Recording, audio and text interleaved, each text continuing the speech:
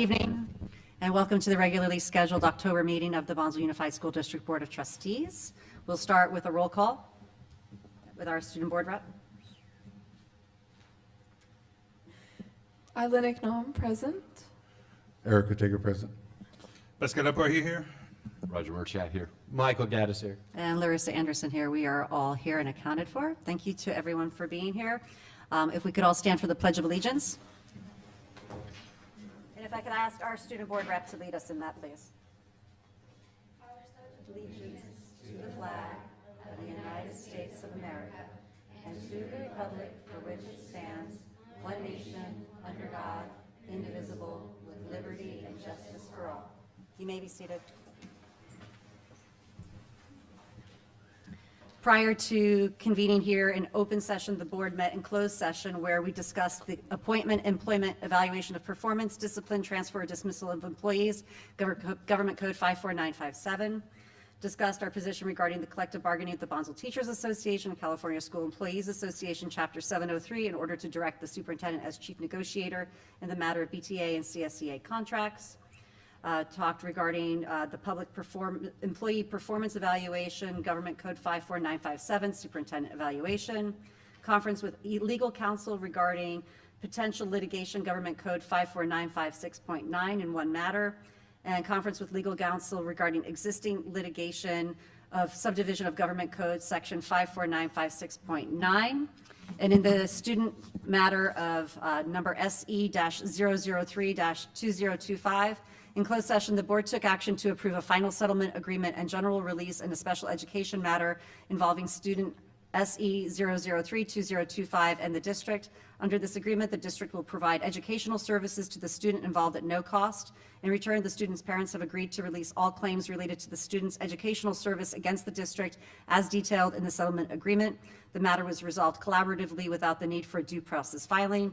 Upon a motion by Trustee Anderson and a second by Trustee Murchat, the motion passed 5-0. At this point, we are on the approval of the current agenda. Is there a motion to approve? Motion to approve. Second. All in favor? Aye. Motion carries unanimously, bringing us to the approval of the minutes for the regular meeting of September 11th, 2025. Is there a motion to approve? Motion to approve. Second. All in favor? Aye. Motion carries unanimously, bringing us to our reports. And our first report is from our superintendent, Dr. Galley.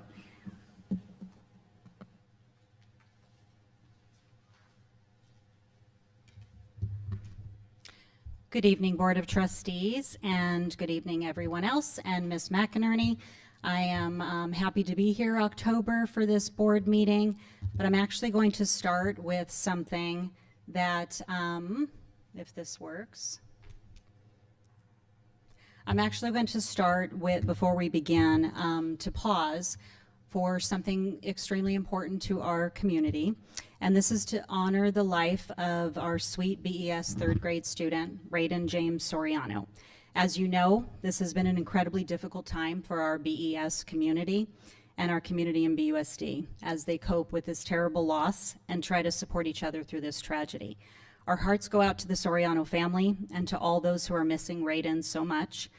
I'd ask that everyone please join me in a moment, a quiet moment of remembrance for Raiden.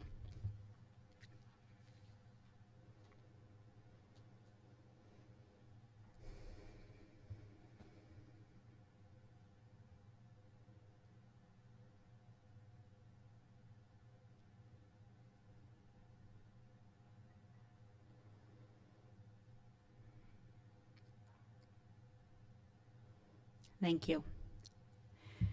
Though this is tragic, I do hope that Raiden's family, as many of you know, maybe feel some level of solace knowing that Raiden's organ donation has saved the lives of, I think it was 3 people, and it's truly heroic, and again, our hearts are with them. And in a time as difficult as this, I think it's really important that we're reminded of the strength of our community and the support that we have for each other. I have to call out our BES staff. They have been incredible. The administration has been incredible. Our wonderful counselors and psychologists and the amazing Bonsall Elementary PTA have been, all of them, spectacular supports, pulling together to help Rayden's family and friends who are so saddened by this loss. And in this little image here, you see over on the right, that is our BES counselor, Megan Hund. It is not easy for our counselors and our psychologists to make sure that they are figuring out the very best ways to support staff and students and the family, and she's been amazing. We also were able to bring in, and I want to just publicly thank Love on a Leash. If you're not aware of this volunteer organization, they're a very special organization, and they bring service dogs, therapy dogs, to support families and people and organizations that are dealing with all kinds of different issues. We put out a call to them, and they responded with bringing 4 beautiful therapy dogs to sit with our students, including Rayden's sister and other BES students who also other ones who had recently suffered a sudden loss of a parent. We had quite a bit in the BES community just in the last several weeks. The students are already asking when they can come back, and as you can see, they absolutely loved just having an opportunity to sit and feel the peace and the love from these pups. And I also wanted to call out, in addition to Love on a Leash, I already mentioned the BES PTA. They have worked with, as I said, the staff, even amidst this kind of tragedy. Pulling together something as large as like that jogathon was absolutely shocking.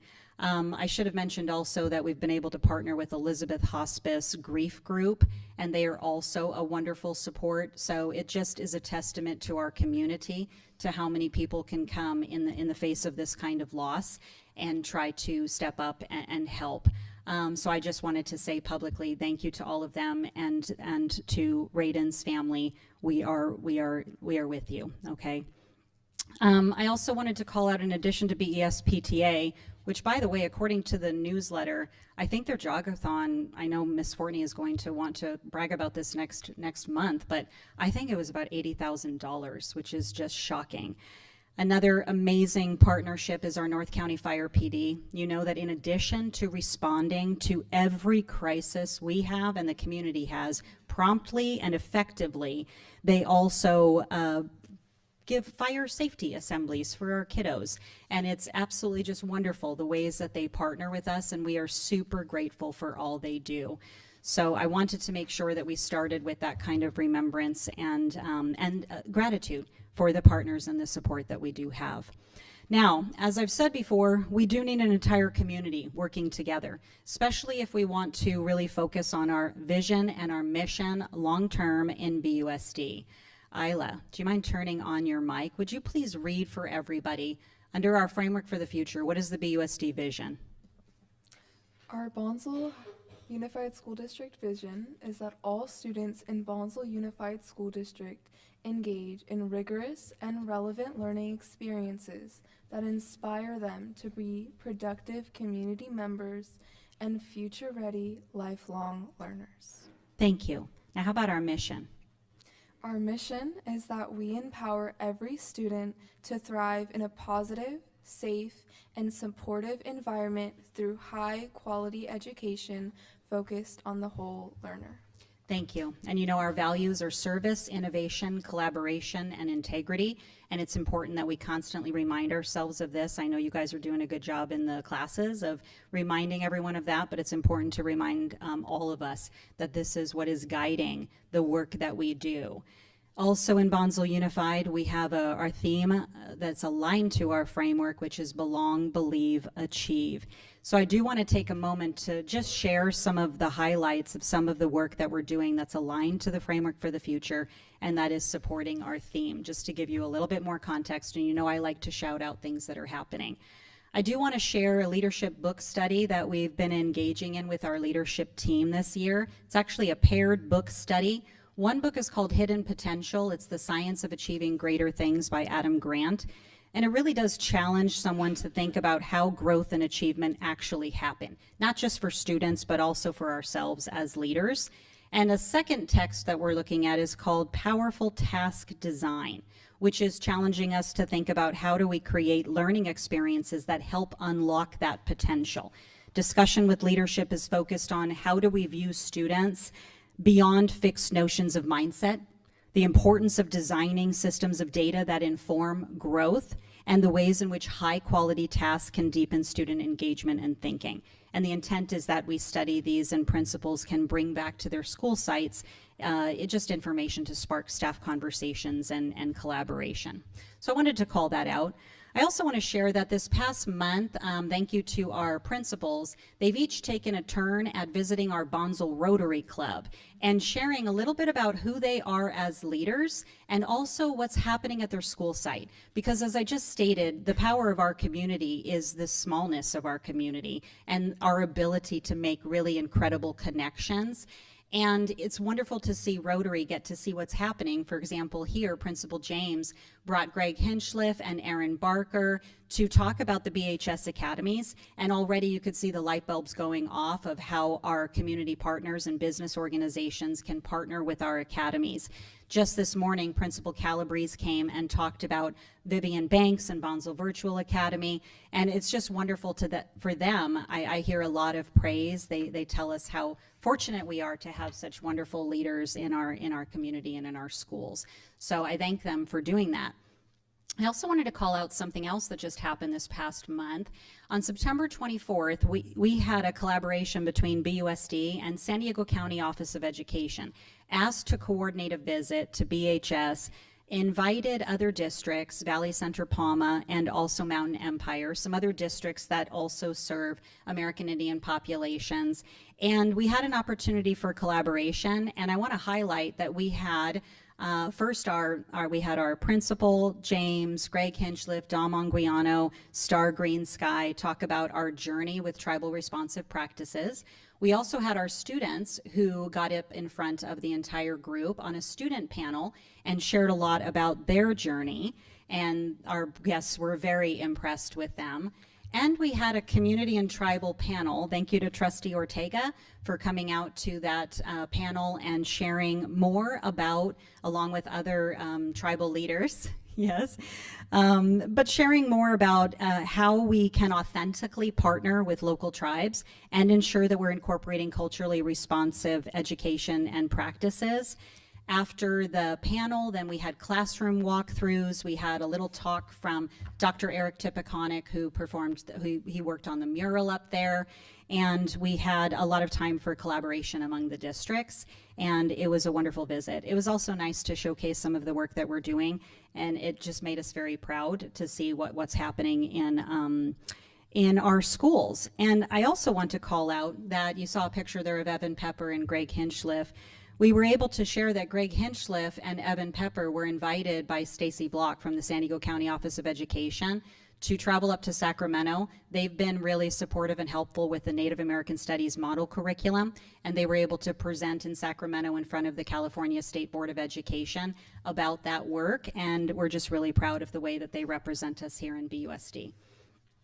I want to thank our board members. We've had a few so far, and I know we have many others scheduled, but I really do find that getting the opportunity to walk the campuses, go into the classrooms, talk with the teachers, talk with administration, we have a chance to sit down, talk with the leaders and board member. It's just a really nice opportunity for you to see firsthand what our teachers and our staff are doing and what our students are doing in the classrooms. I hope you've enjoyed those so far. Remember, I've shared the schedule with you. I've scheduled all of you at different site visits throughout the year. And we also have executive cabinet going to the school sites and working with the administration there so that we can really work individually with them to see what is it that their needs are and how can we support. Another exciting event recently, you know that we're very proud of our Bonsall High School Early College program, and we're very grateful for our partnership with Palomar College. Last week, Alan Williams, nice job with signing the beam there, Alan. Alan Williams and I were honored to attend the Palomar College beam signing and topping off ceremony. It was really exciting to see student trustee Ariel Friedman, who is a Bonsall West alumnus. She was making us very, very proud. She shared some words with the event, and she also talked about the impact that this new Student Learning Center is going to have on Palomar. And after the ceremonial signing of the beam, we heard from board president and superintendent Star Lacey We heard from their center director, among others, and we got to see the placement and the topping off of the beam. So we're really happy for our partners at Palomar, and we're thrilled that you've seen it, right? That's pretty cool. We're thrilled that our students will benefit from this wonderful resource and this beautiful facility. So really neat event that we got to attend. And we signed the beam. Now, as I've stated each time, we are working on strategic focus areas and identified needs that are guiding the work that we're doing this year, and you can see them here. The department updates from our executive cabinet that you see attached to the board agenda give a little bit more information, more comprehensive details about some of these efforts that we are making, some of the work that we've been doing. And of course, I want to highlight just a few things as well. Under the large priority area of modernizing and expanding facilities, I want to thank the continuing work of focus groups. It's not easy, and there's a lot that we've tasked them to look at as we explore recommendations. I appreciate the fact that they have been very, very transparent. They've been very collaborative, and they're sharing a lot of good information. So we have been reconvening the leads of those focus groups so that we can refine the kind of information we're asking from them, the kind of deliverables that we're looking for, and that's guiding our next steps. So I appreciate the work that they are putting in. And tonight you're going to hear a facilities update from Caroline Brown where she will go into more detail of that. Just as a reminder, as the focus groups are meeting, and in the listening sessions and forums that we've held at the sites, and one community forum so far, but a couple more to come, obviously, we're reminding everybody of the variety of challenges that we are faced with, and constantly reminding everyone that a solution might not be preferable. We understand that. We have to come up with some solution to these issues that we are facing, and we need to do that in collaboration with input, and we need to do it in a way that is going to help us on the long term to correct some of these things that we're dealing with. I know I've mentioned them before, and you'll hear more from Ms. Brown tonight, okay? But as we explore solutions, we just remind ourselves that each one of those impacts our students' educational experiences, okay? Now, I have something else that I wanted to highlight. Another priority area is in promoting high expectations and equitable achievement. And I want to highlight what Isla read earlier, that Bonsall Unified, you know that we are committed to preparing students to be future-ready, lifelong learners. And we recognize that this involves helping students engage thoughtfully, ethically, and respectfully in digital spaces. I know, Trustee Lapourie, you've brought up before the need for us to really hone in on AI use, on just a lot of that kind of digital citizenship. It's something that we're really getting after this year. It's evident in our learner profile outcomes. We want to foster critical thinkers, engaged community members, empathetic collaborators. So to this end, we have formed a Digital Responsibility Council. And what they're working on is developing policy for AI, for cell phone use, and for social media policy. And they also are going, we've also started digital citizenship lessons. And I wanted to just call out that these digital citizenship lessons that we're implementing through grade levels, through the use of resources such as Common Sense Media and the high school through their symposium classes and advisory, we're really trying to look at how can we equip young people for civic life. This is a conversation you're hearing a lot in our communities, and I think it's really important, where discourse really happens online quite often. So we have to be teaching digital citizenship as the foundation of modern civic education. Students need the skills to think critically, communicate responsibly, and engage empathetically in digital spaces. I've been reading some articles recently, and I wanted to just share a couple of these quotations because it really is very important. And if you read through those, you'll see it's more about than just keeping kids safe online. It's about empowering them how to use technology to solve real-world problems, how to balance their time between online and offline, how to be curious learners, use digital tools to deepen their relationships with family and friends. I thought that was really important. There is a lot of discussion of whether or not the use of AI in schools will come with, as it says in that article, big downsides for students. It is interesting that we are seeing such a concern being raised about that, and we are getting after it. As a matter of fact, in this article that was Rising Use of AI in Schools Comes with Big Downsides for Students, this was published yesterday in Ed Week. And they stated 2 ways to address the potentially negative effects are for schools to develop AI training and craft policies that put meaningful guardrails around its use. So I just wanted to share with the board that those are 2 things that we're working on. With our AI in education, Work Smarter, Teach Smarter, Lead Smarter, we are focusing on professional learning at the request of our staff, which is wonderful. But we're focusing with the San Diego County Office of Education. It's a year-long professional learning series titled, as you see right there, AI in Education. And the partnership is intended to empower educators and administrators to use artificial intelligence to enhance efficiency, to improve instruction, and to model ethical, responsible AI use as part of our broader commitment in digital citizenship and equitable learning. So we are focusing on that. You approved it earlier in the year, and we've started the training series. We have training for admin, we have training for our elementary staff, for our secondary staff, and we have sent out our first survey after the first PD that they had. And some of those same concerns that you saw here about the risks were echoed in some of the comments from our teachers, and so I'm happy that we're engaging in this conversation. And they also were asking for, they said, we want now policy around this, and we want to know what are the approved uses that we have, what are the platforms that we as a district are in support of. So those really are aligned, and I thought it was important that you understand that. Next month, when Dr. Pendleton comes and shares more about our fall data and ed services initiatives, we'll probably go into a little bit more detail with that. And one more thing that I wanted to highlight. As you know, one of the priorities as well is that we are aligning all of the work that we were doing underneath a strategic plan.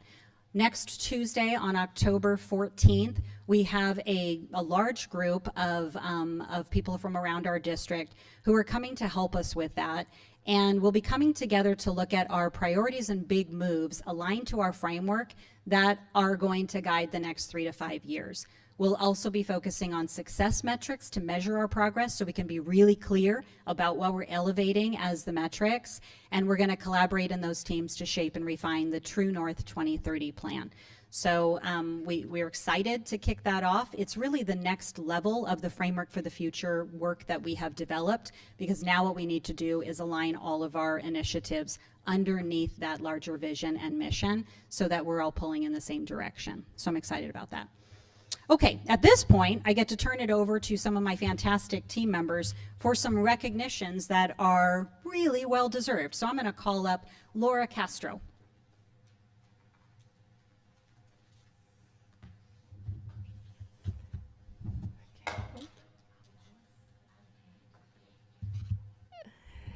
Thank you, Dr. Gully. Good evening, Board of Trustees. I'm very pleased to present this outstanding group of employees who work diligently behind the scenes to ensure that our district's operations run smoothly. I'm referring, of course, to our Fiscal Services Department. This department oversees a wide range of essential functions for managing bidding process and district-wide purchases, to coordinating deliveries that ensure our students and staff have the supplies and services they need. Not to mention processing payroll, ensuring every employee is compensated accurately and on timely manner. In addition, the team manages accounts payables and accounts receivables, making sure payments to vendors are processed promptly to maintain strong relationships and ensure continuity of services. They also provide critical support for categorical or restricted programs, including budgeting, monitoring, reporting, and ensuring compliance with state and federal requirements, as well as assisting with the annual audit and financial reporting processes. Furthermore, the department oversees the management of work orders, ensuring that our sites are properly maintained and operational at all times. This group truly exemplifies teamwork and dedication. They support one another and work collaboratively to ensure that our sites, students, staff receive the assistance they need for the district's day-to-day operations to run efficiently. Tonight, we're proud to recognize their efforts, commitment, and hard work through their tenure with the district. Now, I would like to name the members of the Fiscal Services Department. And if you heard your name, please join me at the podium. There. Patricia Katz, Payroll and Benefits Specialist. Elise Marks, Accountant. Amy Dent, Administrative Secretary.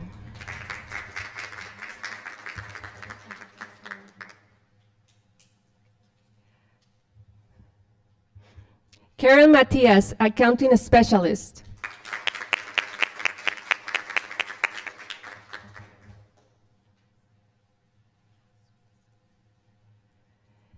Joseph Neri, Accounting Specialist. And Alexis Chapman, Director of Purchasing and Risk Management.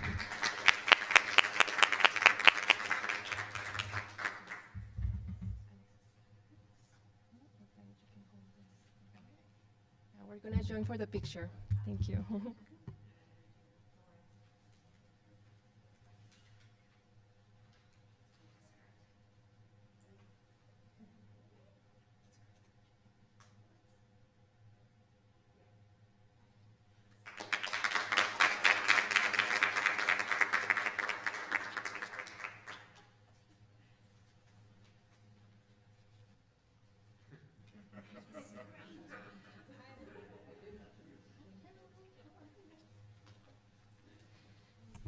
Thank you, Mrs. Castro. We are so very, very proud of the work they do. Thank you. And next I'm going to call up, let's see, Dr. Pendleton. Good evening, Board of Trustees. It is my pleasure tonight to call up Mr. Camacho. Please come on up, and Mr. Guzman and all of his students. Why don't y'all come up here to the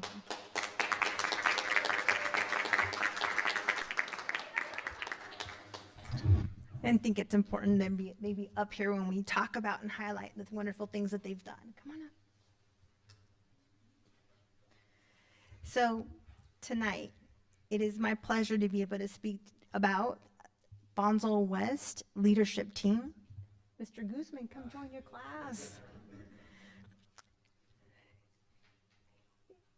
A strong student leadership program is so critical to creating a positive school culture. When students are empowered to lead, they not only strengthen their own confidence and communication skills, but they also help shape the values, the traditions, and the sense of belonging that defines the campus.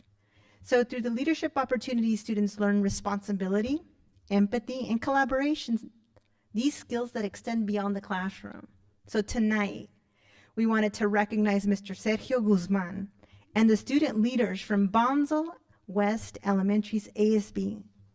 Under Mr. Guzman's guidance, these students work towards achieving a safe and positive and spirited atmosphere that makes students proud to be Colts.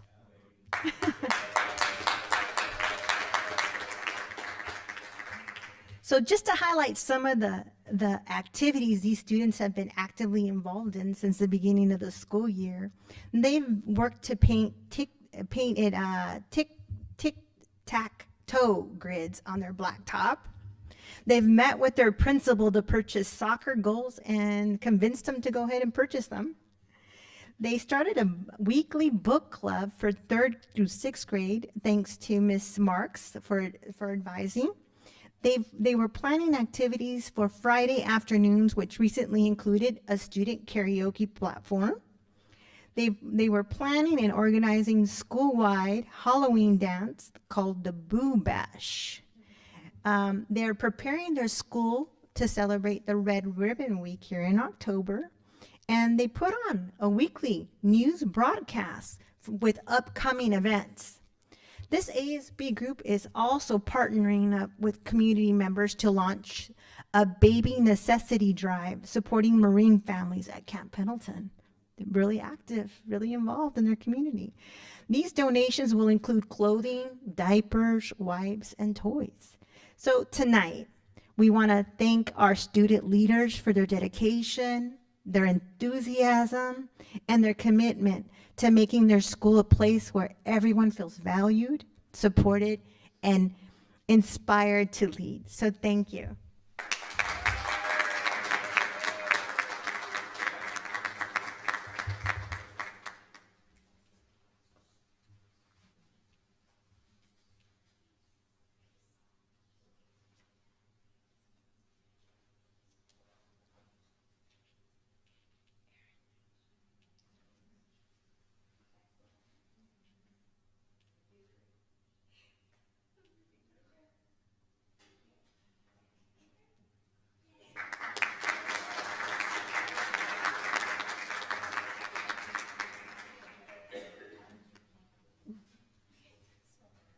I love seeing our young leaders. Thank you so much, Bonsall West ASB. Awesome.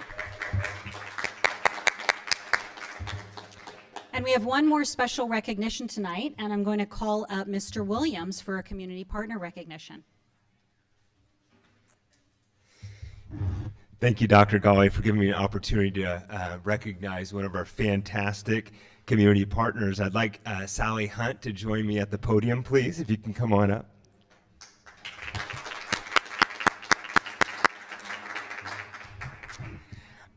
Many of us have fond memories as a child of getting a new pair of tennis shoes. For me, it was always a wonderful occasion. You just knew that you could run faster and jump higher with those new pair of shoes, and your confidence just skyrocketed. So we all know that feeling. A few months ago, I watched my own grandson recognize that he got a new pair of tennis shoes, and it was just a joyous event for him and so fun to watch. Well, Sally Hunt wants to make sure that she could help as many kids as possible experience that same kind of boost with a new pair of shoes, and also never be left to feel embarrassed about their footwear. It's quite a mission. We are so proud to have the opportunity to partner with her and the foundation that she leads. I love the simplicity of the mission of the foundation. As you can see on the screen, it reads, "We buy shoes for kids." The Sally A. Hunt Foundation started buying shoes for kids in schools all over North County in 2018. Since then, hundreds, and I think probably now thousands of students have received brand new shoes. The goal is to keep kids coming to school. No one should stay home because of poor shoes. I love that simplistic message. It's so well said. Alongside the extensive work Sally does in other school districts in North County, for our own Bonsall students this year, the Sally Hunt Foundation so far has provided 105 pairs of shoes to our students. That's worth an applause. 105. Only 30 for your students. Oh, okay. All right. Okay. So, sorry for that. Last year, the foundation provided over 300 pairs of shoes in North County, which totals to about $10,000 worth of donations. I've had the personal opportunity to see kids receive shoes in our district welcome center, and it is definitely one of those moments that make you very proud of the community partners we get to work with that help our kids and families. Thank you. As the Sally Hunt Foundation has seen greater need, they have provided other essentials to families, including food, hygiene products for families facing temporary challenges in order for them to continue to thrive. Sometimes this has involved partnering with other agencies to provide critical housing needs as well. Sally, we'd like you to receive the small token of our gratitude for the work that you do in our community. It reads, if I could just share this with the board, in recognition of your outstanding partnership with the Bonsall Unified School District and your generous donation of shoes for our students, your commitment and support have made a meaningful difference in their lives, fostering confidence, comfort, and a strong sense of well-being. Congratulations.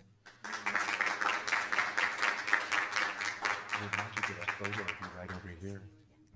Oh my gosh. And I brought you a present. Oh, thank you. So great. Are we okay to take the photo? Let's scoot right over here.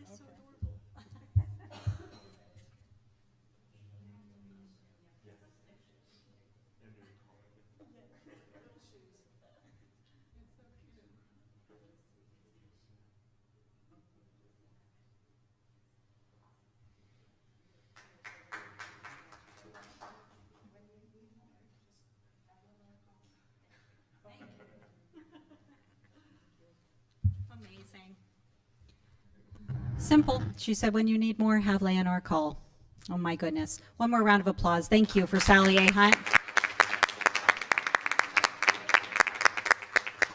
It's example after example of the community support that we have, and I really, really am appreciative. Thank you. A couple more things that I just want to highlight before I turn over the mic to our board reports.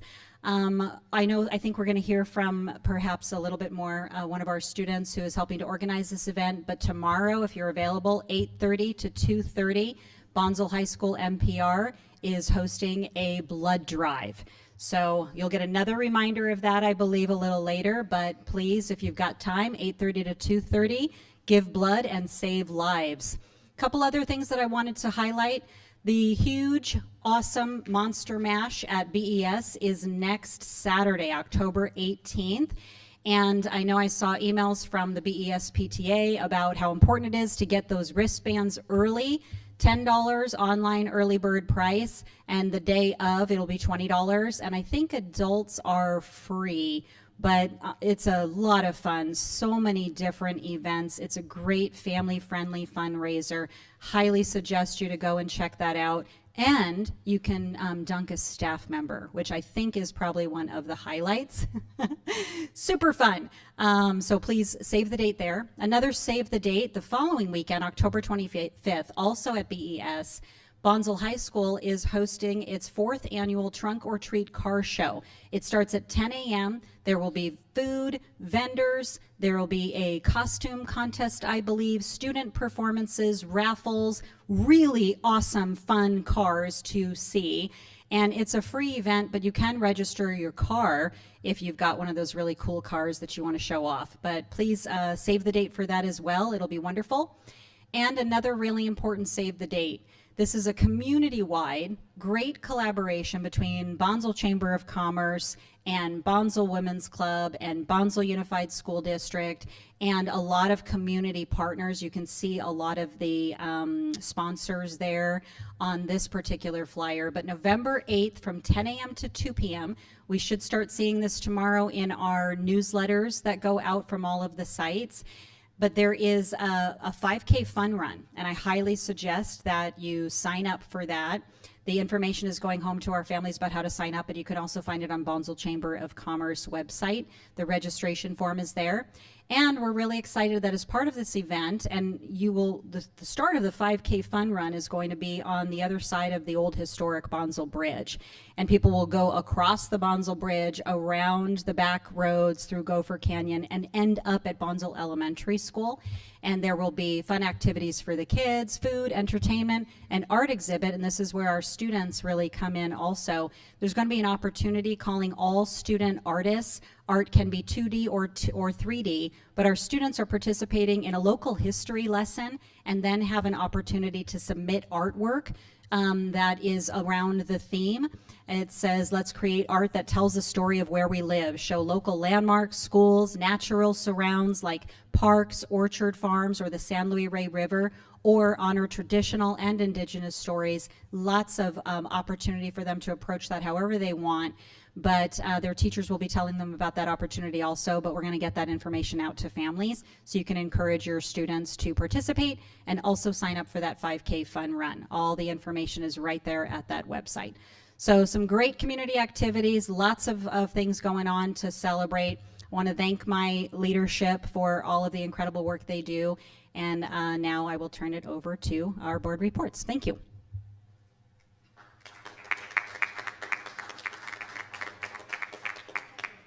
Get the microphone. So before board reports, just double checking, we don't have anybody here from any of our parent organizations, PTA, PING, PTO.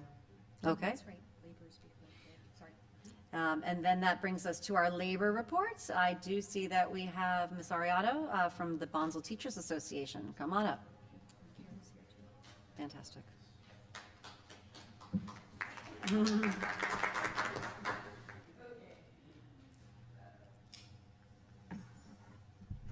You know, Bonsall is a very special place when the board applauds the union president. Okay.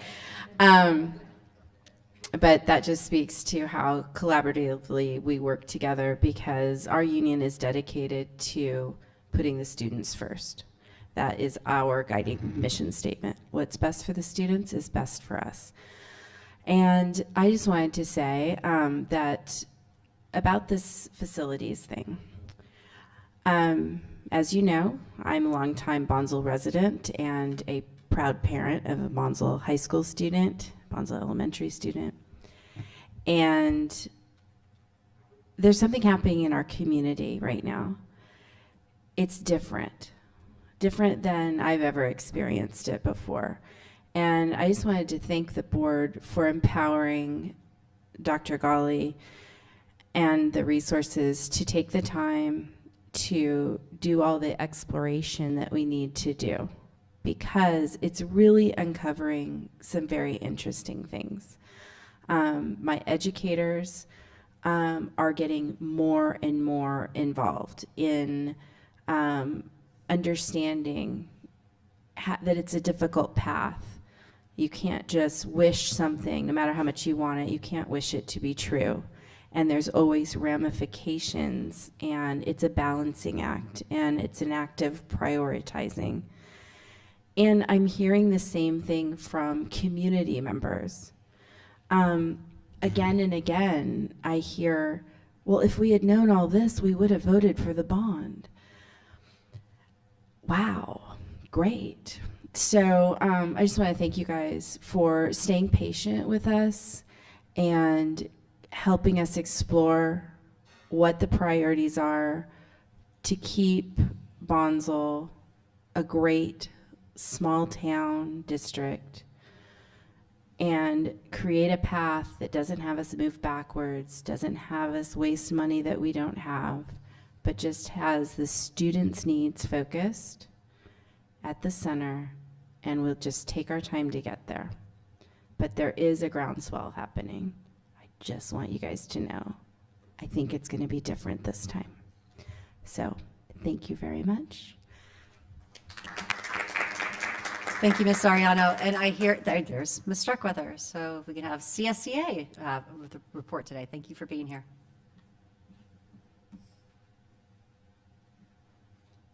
Good evening, board members, superintendent, and Ms. Gina. I want to speak honestly about where we are with the district, and it's not easy to say. We have lost trust. Our members have lost faith in the district's willingness to listen, collaborate, and honor agreements. But I will stop and say thank you, Mr. Gaddis, for replying to an email that someone sent you. Of all the people on that email, you're the only one that replied. We do appreciate you caring about the classified. Here's one example of the district. Here's one example, the district calendar. There's a calendar committee between BTA, CSA, and the district. We all come together, we discuss the days, and everyone gives their input. I say clearly that we need to take this calendar back to our members for ratification, because that's how the process works. Our members did not ratify it the first time. We went back again and we tried. They did not pass it. We informed the district that this meant we needed to renegotiate the calendar, and yet nothing was done. Now here we are with the days like October 13th, November 10th, and April 6th, locked into a calendar. I want to be very clear, on April 6th, there's a real possibility there will be a day without CSCA members. This isn't about being difficult, it's about respect and fairness and the process. When we take the time to collaborate, to share input, and to follow procedures, but the district moves forward anyway, as if our voices don't matter, it sends a message that our members and our input and even our contract doesn't matter. And to make matters worse, items like the calendar are being presented to the board before members have had a time to ratify and talk about this. This needs to stop. This undermines the entire process and further erodes the trust that has already been damaged. At this point, it feels like administrators and the district leadership do what, when, and how they want to, with little regard for agreements, commitments that are supposed to guide us all. That's why our members are losing faith, and that's why we're now seriously considering pulling away from negotiations until we see a genuine effort to rebuild trust. We don't want to be difficult. We want accountability, communication, and mutual respect. Our members show up every day for students and staff and for the district. It's time for the district to show up for them too. Thank you. Thank you, Ms. Starkweather. That brings us to our management reports. I understand we have, what is the order for our principal reports? We have Bonsall West. Bonsall West. Mr. Camacho. Good evening. Good evening, Board President Anderson, Board of Trustees, Ms. Gina, Dr. Gawley. I'm honored to share some exciting updates from our school as we continue to build a strong foundation for student success. And I just want to say I'm extremely proud of our student leadership. They are leading the way, and there's a lot of other kids that could have been up here because they're following that lead. So I just wanted to make that really quick comment. All right. So in August, we held our back to school night where I challenged our parents and community to be authentically and actively engaged in their child's education. Families are a crucial piece in the success of their children, and they continue to be as they grow older. I'm proud to say that our families continue to show up each and every day for each and every event. Well, we know from research and experience that when students and families are engaged, it positively impacts attendance and academic achievement. This year, our attendance rate is at 97.59%, up from 96% at this time last year, a clear reflection of that engagement. Our ASB elections in August brought forward a dynamic group of young leaders who have been actively mentoring and buddying up with our lower grades to support reading and foster a strong sense of community. These students have also set up a suggestion box in the lunch court, which they take seriously to ensure student voices are heard. Beyond this, ASB has organized popular events and activities, like they shared this evening, that showcase karaoke, and they are very talented, by the way, so if you get a chance to stop by. They are engaging and uniting all students. We have 3rd and 6th eat lunch together, 5th and 4th eat lunch together, and obviously our different lunch routes. So it's really cool to see the younger ones pick up the mic, and if you follow this more, you'll see some of the kindergartners up there singing. In addition to these efforts, ASB has helped, like they said, continue to launch our Bonsall West news station. They are getting so creative what they do, and if you've had the opportunity to watch one of the broadcasts, they have the best Camacho impersonation, where they finish out with Ride with Pride, the Yeehaw, and the Gold Coat. So they are giving me a run for the money. These are the same students that come and do the morning announcements, and they end. I think they're going to take my job. That's what I'm saying. They're going to take my job someday. And like I said, these feature student beat writers, news broadcasters. They produce this monthly or weekly segment. We air them on Mondays. We do have special editions that they do throughout the year, such as the 9/11, and we share those in our weekly s'more, the Colt Express. This platform has been a wonderful opportunity for students to develop communication skills and stay informed. So we were very proud. I was probably in tears over here if you didn't notice that they were recognized for their efforts, along with Mr. Guzman. Well deserved. Now, on September 11th, our entire school came together to honor first responders during a moving school-wide ceremony. Our very own Dr. Gawley delivered a heartfelt keynote sharing how that day personally impacted her family and underscoring the importance of remembrance. Thank you, Dr. Gawley, for that. And thank you, Ms. Anderson, for showing up. Recreational programs continue to thrive thanks to Mr. Guzman, who ran a successful lunchtime football league for grades 3rd through 6th. And is now starting a soccer league. Our enrichment classes, led by Mrs. Gutierrez in music and Mrs. JD in movement and dance, continue to inspire and engage our students. As you can see, well, it's the next slide, I think. But I wanted to highlight our ABC boot camp. If you had the opportunity to come out, I know we got a lot of pictures. Wow, what a great event. The parents had an assignment and they followed through. We have some amazing TK and kinder teachers that are inspiring these kids to read. 26 days of intensive ABC boot camp. They were so proud to walk through the halls and have everybody cheer them on. So thank you guys for showing up for that. Whoops. And going back to the enrichment, if you see in the morning, on every Friday we do the Colt raffle. These are for students who get caught doing things without being asked, living up to the core values of our school and our district. But every morning that the music's out there, we have our DJ, Mr. Guzman. The kids are doing their dance moves that they learn in movement and dance, so it's really cool to see. It usually starts out with one little TK or kinder, and then all of a sudden it becomes what you see there on the right. Almost everybody, and in fact, I think Mr. Guzman got in trouble a couple times. It's time to line up. So, all right, let's see, click next one. All right. Our cross-grade level buddy program is flourishing, pairing students for reading projects, and crafts, combining mentorship and leadership development. And here we have intervention efforts led by Mrs. Bonwell are making a real difference. She continues to run focused intervention groups, providing encouragement and support. Her impact last year was evident with many students no longer requiring intervention, and we are confident she will continue moving students forward. And part of that MTSS is our counselor, Miss Andy, shown there going through the Leader in Me lessons and really getting the kids to speak the language and follow through. Whoops, back. There we go. All right, we also held our first monthly awards assembly and our popular lunch on the lawn. Right there.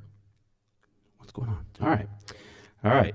As we all know, student and parent engagement drives attendance, which in turn drives achievement. I'm proud to share that here in Colt Country, 83% of our students are at or above grade level in math and 86 in ELA, according to our most recent iReady assessments. We look forward to watching our scholars continue to grow throughout the year. So what you see here is our ELA from the beginning of last year, and you can see we were at about 50, almost 50% at or above grade level. And then at the end of the year, we were at 75%. So we're really moving these kids out, and we really are focusing on early intervention. And so the work of Ms. Bonwell and the staff, our TK teachers and their aides last year who are putting in the work.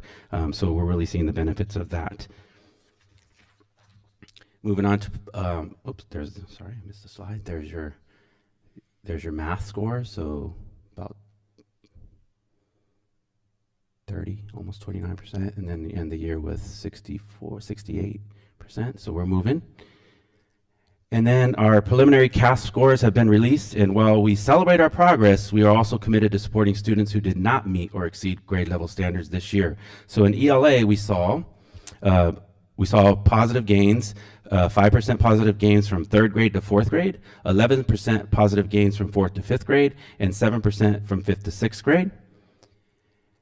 And in math, and we're talking cohort data here, there were some declines of math, and we are aware of that, and we're going to target that. We have a negative 11% from 3rd to 4th, and a negative 1% from 4th to 5th, but a strong increase from 13% from 5th to 6th grade. In science, 5th grade assessment, we have 44% of students meeting or exceeding standards. We are already planning targeted interventions and supports to continue improving in these outcomes. And this is the slide I wanted to leave you with. This is one of our ESN TK2 classes where it was STEM Day, and this is a great example of our mission statement. We mean all students can thrive in a positive, safe, and supportive environment through high quality education focused on the whole learner.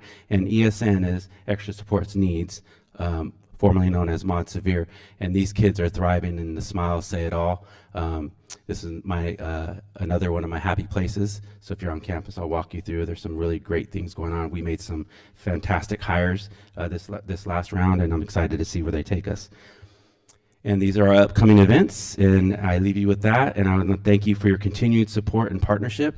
Together, we are fostering a thriving community where our students can excel. Go Colts.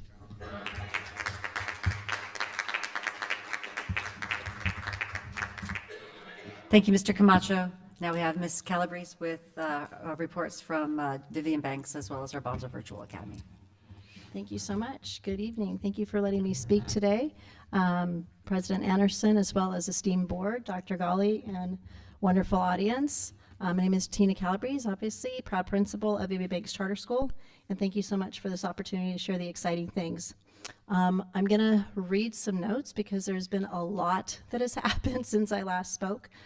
So forgive me for reading, but I hope you'll enjoy the slideshow. I'd love to take credit for the change in my slideshow presentation, but I'm sure you remember from my other presentations are a little bit more dry, and Miss Nancy, my amazing office lead, helped me to zhuzh it up. So big shout out to Miss Nancy. Campus renewal. Over the summer, our staff and volunteers worked tirelessly to refresh our school. The office, the lounge, the classrooms, the cafeteria, and the exterior all received a deep clean and a new look. A giant mural, as you can see up there in the bottom left-hand corner, is currently being painted. There's eagle decorations now, so you now know that we have a mascot. And they are in the entrance, in the office, and their Vivian Banks historic wall is growing. So Vivian Banks, long-term board member, 40 years on that Same side that you're all sitting on, amazing person in the Paula community, along with her husband, Jim Banks, so very influential. So we wanted to make sure we highlighted that. Vivian, up in the left-hand corner there, used to be a little snapshot photo as you walked out the door, and it was hard to tell who she was. And now we've got a really vibrant wall with a lot of extra pictures up there, as well as her obituary that it really details her life. There's even a picture of Mr. Ortega up there on that wall. I'm sure he can see himself in that bottom right-hand corner of when he was a student at this school. This school means a lot to the community, and we wanted to make sure we really highlighted that when people walked in. Behind the scenes, we built strong collaborations with tribal agencies, the San Diego County Office of Ed, and local community members. Every single family was welcome with homemade brownies to start the year. All students received a Vivian Banks water bottle on their first day, and teachers were celebrated with superhero capes, chocolates, and personalized agendas. We've had a focus on trauma-informed teaching. Our teachers are deeply engaging with trauma-informed practices, and this began with a professional development session from San Diego County Office of Ed presenter Gina Kubiak. And it continues with a staff-wide book study. Our goal is to better understand our students and ensure they have the resources and support they need. Thank you so much. Here we go. Thanks to Paula's Social Services, we now have the Eagle's Nest in Room 17, a safe space for students who need more than the calming corners available in every classroom. Alongside that, we've also launched Circle of Courage program, which is a behavior program from Star Commonwealth rooted in Native American values. For belonging, showing kindness and respect. Mastery, showing effort and perseverance. Independence, showing leadership and generosity, giving from your heart. Our students earn recognition cards for demonstrating these traits, which they then exchange for Eagle Dollars at our monthly store. The names are announced daily during daily announcements. Families receive positive phone calls from me, and students proudly see their recognition in our weekly newsletter. This positive behavior system has already shifted the tone of daily life on the campus. And I want to kind of highlight this slide. So top left-hand corner, that shows on the very first day of school, we had a blessing with our local elders came and did a traditional blessing in Capeño. There was also some singing and dancing that occurred, as well as blessing with sage. We have Miss Lenore in that middle corner where she had her first ELAC meeting. We've got Paula Fire over in the right-hand corner. They've helped us with hot dog cooking and all of our events so far. Bud Machado in the bottom right-hand corner. He's with Cooper Cultural Center. That was a table he set up. We have Bud in the center, down below Lenore. That was a game of shinny, which I'm going to be talking about in just a second. Down below that was for Native American Day, the students painting gourds that were donated, by the way, by Doretta Music of the Learning Center. We had 100 gourds donated along with paint pens, so our students could paint. The little snapshot photos that are over there in the bottom is our back to school night, where we had a Takes a Village approach, and we had social services as well as the Learning Center speak to our parents about what types of things that were available to all of our families. And we had a major turnout at our back to school night.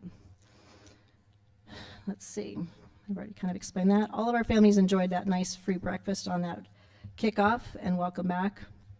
And our back to school breakfast, I kid you not, when I thought the Paula Fire was going to cook hot dogs, I thought maybe 2 firemen would show up with a tiny little grill.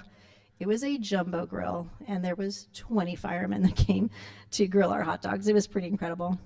Our Grandparents' Day drew a record number of turnout for shared breakfast and reading with grandchildren. Our September 11th ceremony honored our first responders. There were 20 first responders. I've done our 9/11 ceremony at Bonsall West, and that was even more than Bonsall West ever had show up. So it was pretty phenomenal for such a small little school. We even had a fire truck that came for our 9/11 ceremony, which was pretty cool for a photo opportunity.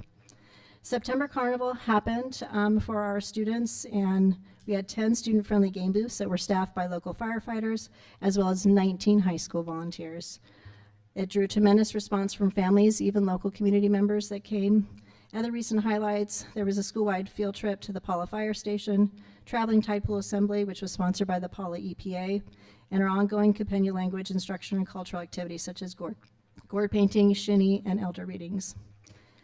For California Native American Day, that's our Grandparents' Day over there in the corner, and then obviously our 9/11 Day. So here are some of our different events. You can see some of the gourds that were painted, In that corner, we've got the carnival, and then that's our circle of courage that has our different traits that I had mentioned. I'll talk about this one in just a second. For our Native American Day, we celebrated with a lunch on the lawn. This was just last Friday. We had, again, a record turnout of families. We created the art and gourd necklaces. We had the stations for Native games, plants, and stories. And we had about 20 bird singers and dancers that came. And we had the families from the Ravago family, Zuniga, Garcia, Pepper, and Trujillo family that supported the singing and the dancing. A highlight was the Indian taco station. You definitely have to get an Indian taco if you've never had one. This was made possible. They were all free based on the $180 that were raised from the Cooper Cultural Center and cooked lovingly by the Trujillo family. We had an event raffle of popcorn popper and specially designed cakes, which helped raise funds for our future programs. We made $543 on our raffle. We made $80 on our student store. Even though the students are using their Vivian Banks bucks, parents could also use their dollars. And we also had $132 just donated to us in food and $275 on the carnival. So not quite 80,000, but we're talking about a pretty small community. All right, I'm going to go back to the data. My data is not as impressive as Mr. Camacho's. This is our data from last year.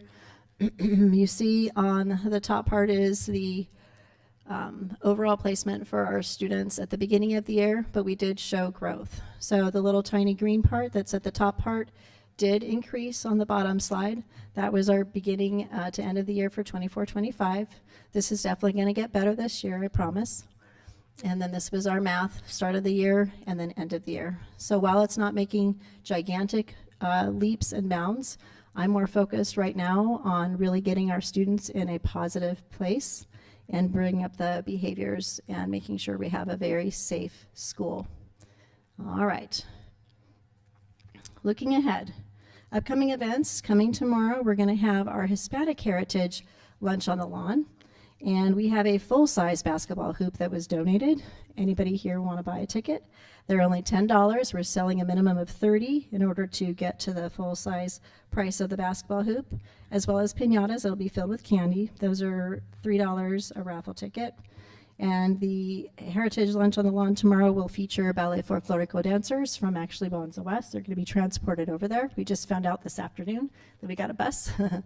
It was tricky because of early dismissal. And we will also have homemade tacos, homemade elote, and horchata that'll be available for free for our families, as well as student art that's going to be created. Looking ahead, we have our movie night next week. That is a free event for all families and community members. We will have a hoverboard raffle if anybody wants to buy a ticket for that. Getting a lot of donations, making a lot of friends.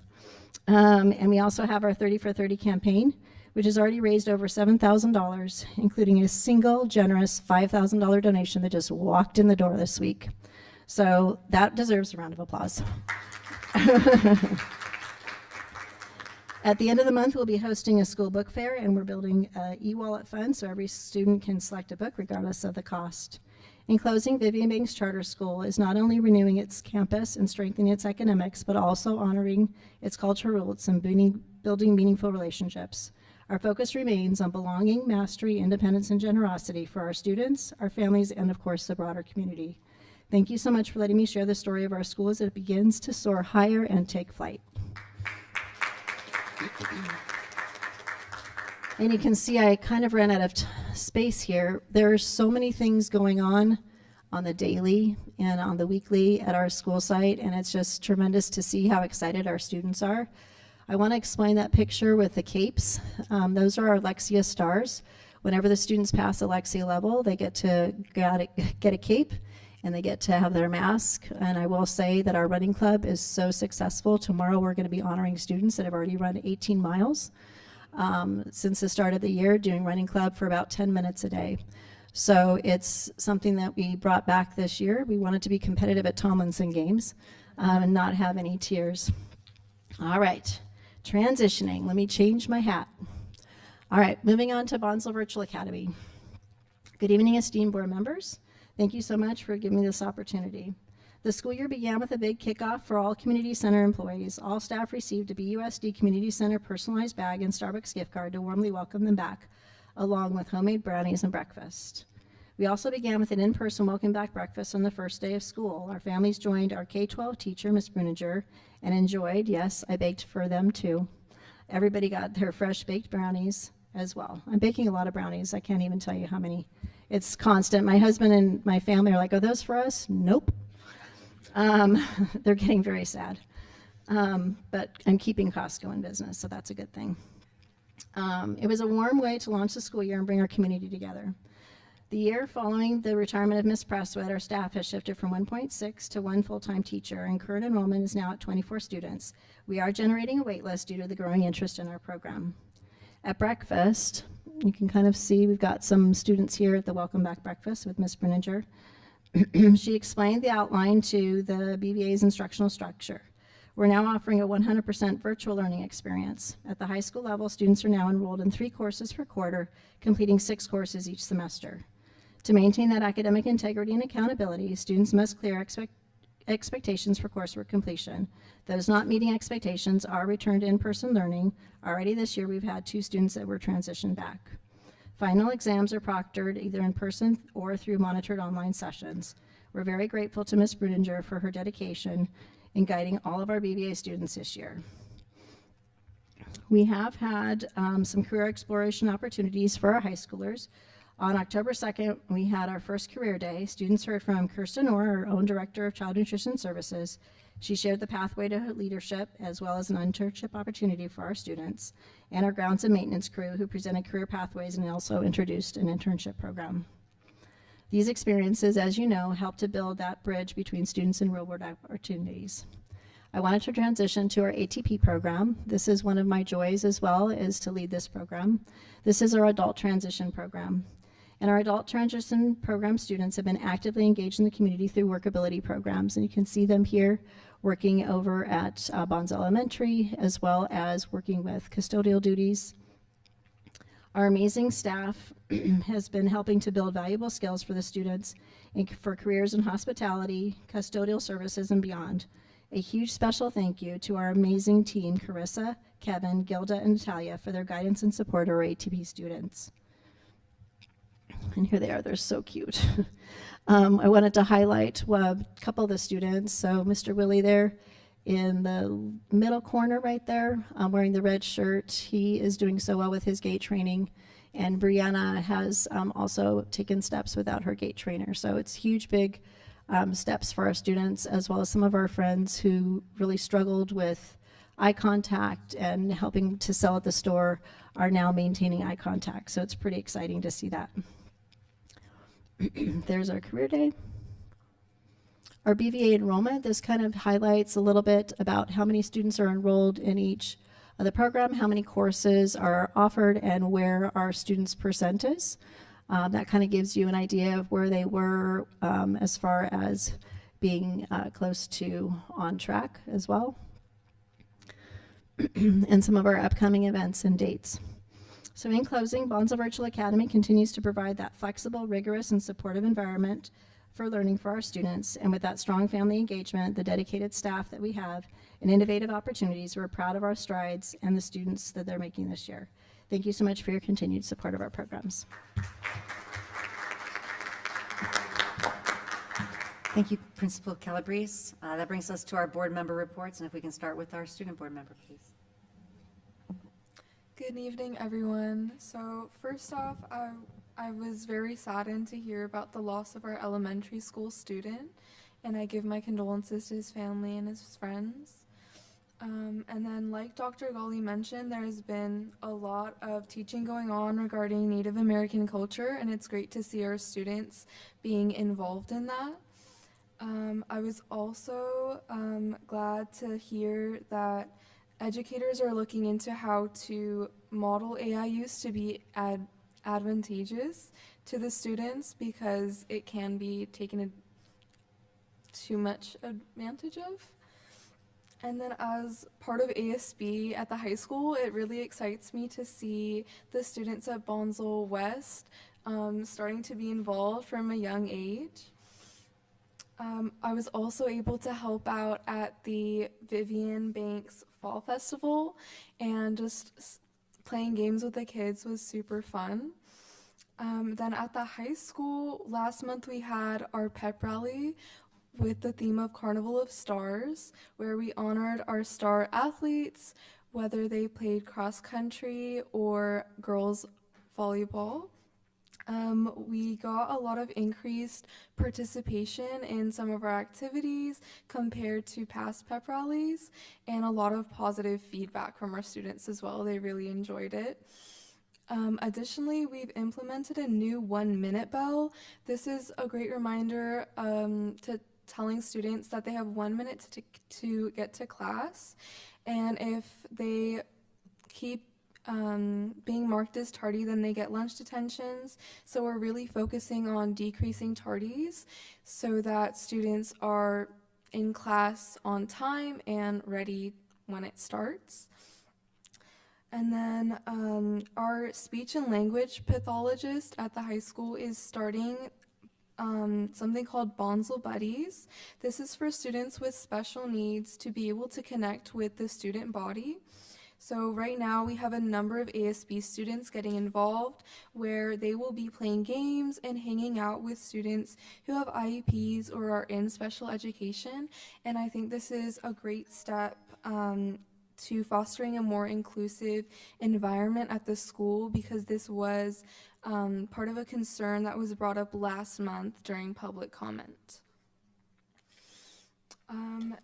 Then we have so many upcoming events, like Homecoming, which is this Saturday with the theme of Moonlight Magic, where students will be able to dance and enjoy lots of fun photo ops and food options. And then Future Readiness Night on the 15th, where we're hoping to increase attendance by giving the students who attend an ice cream party.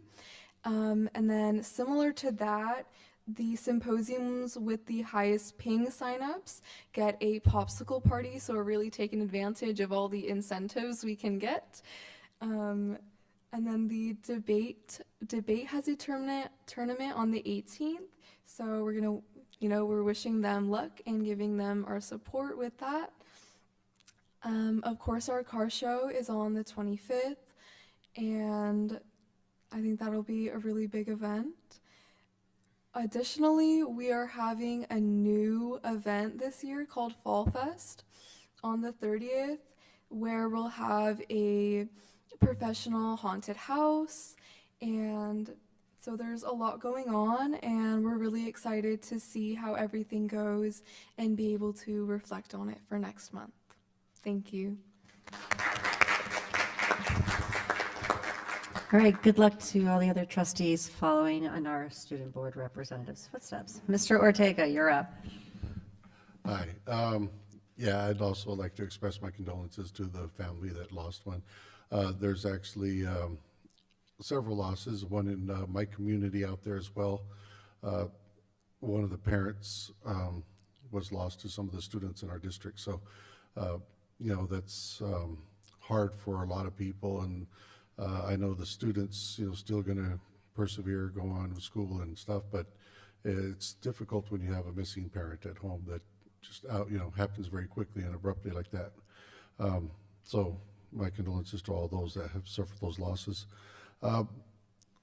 And I can't even really talk about, I apologize for not being able to make it to the event. I've had, normally my work allows me a lot of flexibility. They're doing some installations at my job. Not really making excuses, but work has gotten in the way of doing things. They're doing some installations there, and my schedule has become a lot more rigid recently. So I don't know exactly how long that's going to last, but I am missing out on some things where normally my boss allows me a lot of flexibility, but I haven't had that because of just construction going on. But I was saying that I was able to miss that. I was only like a quarter mile away, and I could just wish I was there, but I couldn't be there. Along with that, congratulations to everything that's going on in the community. But I did have one thing I wanted to bring up, and I've done research on my family history and stuff, and I talked before about my grandfather going to being sent to Carlisle, which, if some of you know, that's in Pennsylvania, which is like just about as far from here as you can get and still be in the United States. He was sent there in 1895, and he went to school there. He got out in 1898 to join the military. He enlisted in the military. He hadn't graduated yet, but he enlisted in the military. He fought served in the Philippines, and then after he got out of the military, he went back to Carlisle in 1903, and then actually graduated from Carlisle in 1905. Okay. And the reason I bring that up is because I was doing some research and I went through the archives and I found records of his graduation and service in the military. But I also found was letters that were sent out by the school to all alumni students. They started getting sent out 5 years after he graduated, and they basically asked him just, how's he doing? So some of the questions they asked, and the reason I'm bringing this up is I'm kind of wondering if this might be cool for some of our high school to do for our students, because right now, I think we had a discussion about it. I think we're graduating our 7th class now, is it? 8th class. I've been there through all of them, but I can't count them. I can't count that slow. And you know, I think it's time that we start looking at our alumni and start asking them questions on how they're doing. The questions that he was asked in 1913 was, are you married? What is your address? Did you attend school after, well, in this case it would be after Bonsall, but then that thing it said after Carlisle. What's your present occupation? Some thoughts on your present home, and what other jobs have you had? And I think those would be kind of cool to, if anything, just see how our students are doing, see if there's anything we could do to address the needs of our present day students. As a matter of fact, he was actually pretty successful in some of the things. He was actually asked to come back and speak to the students there after he graduated, which they actually paid for him to get back to Carlisle, which at that time was probably by train. I mean, they didn't have cars that would do that, I don't think, at that time. Anyway, it was something I was going to ask, like, if our board would support that and our school would support that, and if everybody thought that was a good idea. Now, the questions, of course, I presented were, you know, generic questions. They could be fixed up, but nothing like no, 20-minute survey or anything like that, just something simple like that, and just kind of see how our students are doing. We're at that stage now where that we actually have quite a few alumni, and it'd be nice to see, how they're doing and how we've equipped them for life, and if there's something that we could do to help, our present day students and future students to be equipped for life. So that's pretty much all I had right now. Thank you. Mr. Lapari. Hello, everyone. Condolences to everybody impacted by family event, troubles, accidents. It happens all the time. Sadly, that's life. I want to comment on the efforts around AI. AI will take the job of the people who don't know how to use AI. And so that's why it's so important for our kids to learn that trade, so that way they can use it as a tool, as a performance multiplier, and not as a brain replacement. And finally, in light of all the stressors that we go through right now, with life events, news, politics, you name it, well-being and mental health is really important. And one of the things that our society is really bad off is to appreciate the outreach and the need for help. We're still in a society that prizes self-reliance and being strong and things like that. And it makes asking for help an admission of failure, something shameful. Asking for help is actually brave, it's courageous, and is the first step towards self-being. So if you are struggling with burnout, multiple stressors, making ends meet, dealing with kids, asking for help is not a failure. Asking for help is a step forward, better times. So I encourage everybody to go beyond the stigma and the fear and the shame that's often associated to asking for help by reaching out. Thank you. Mr. Murchat. I would like to thank Principal James and Dr. Gawley for taking the time to hosting me at Sullivan Middle School, and Laurel Castro for going through all our bond payments and call dates and being very patient with me. So I know that you're going to be getting more information for me, and I appreciate that. And my heart goes out to the Soriano family and the other family that Mr. Ortega mentioned. So, Michael.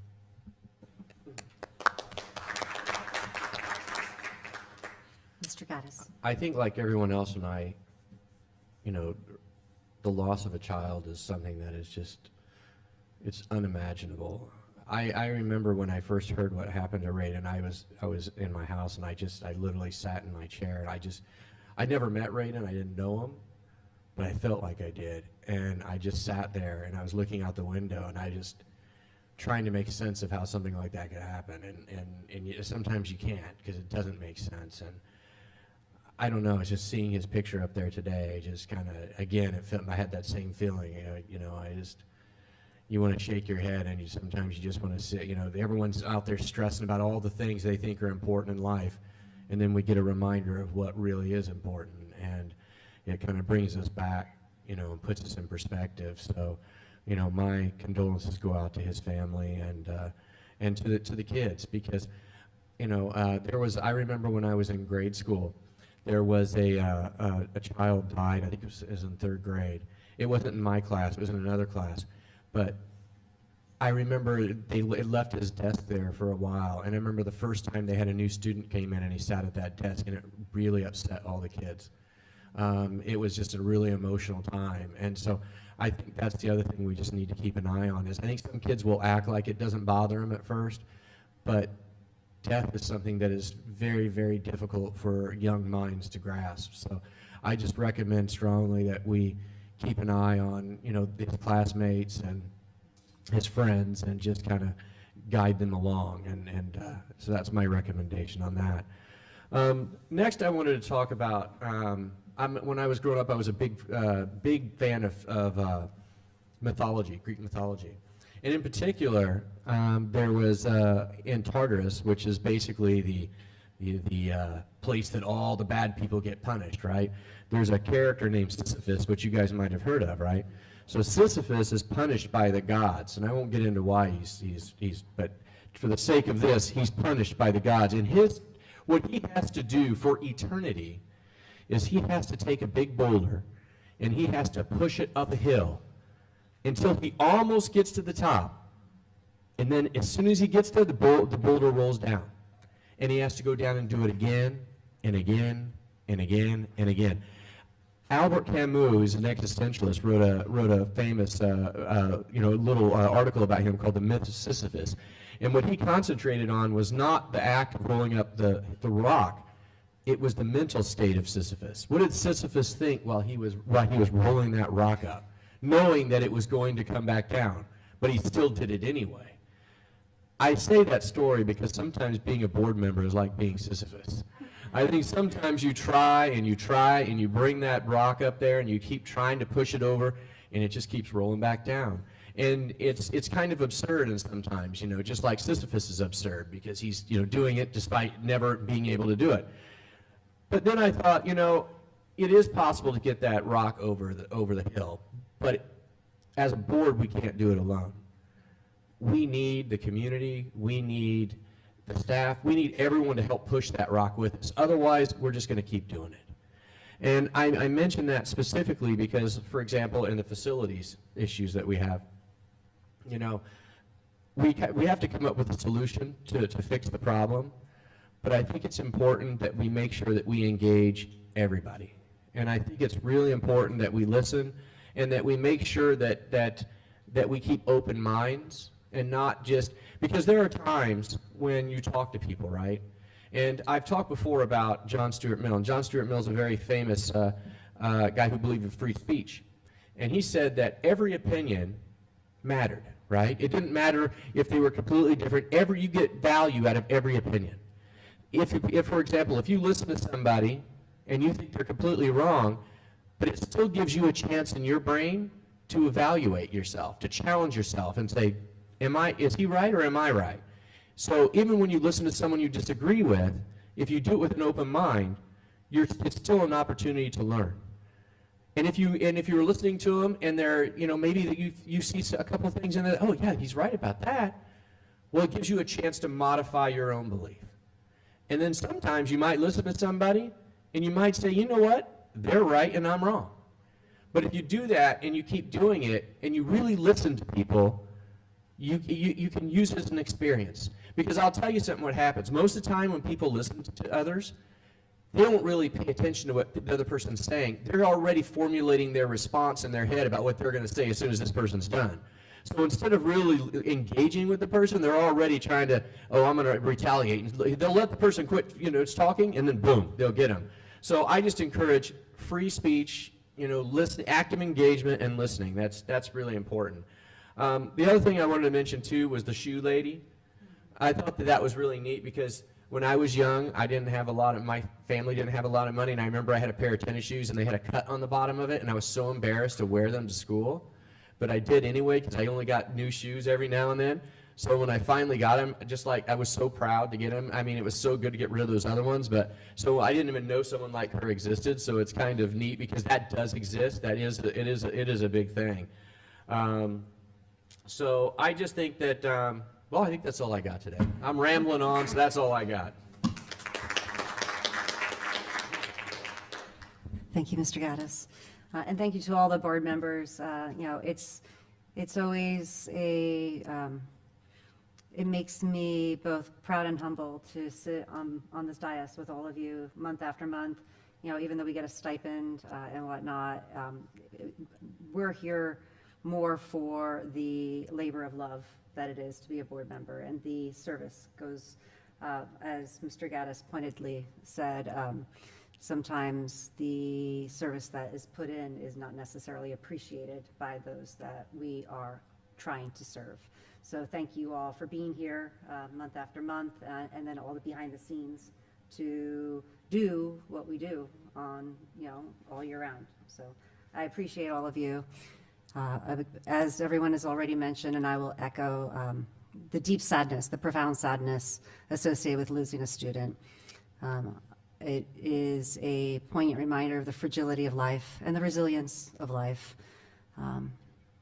I deeply appreciate the Soriano family, providing organ donation to extend, Raiden's spirit, physically, with the recipients of those organs.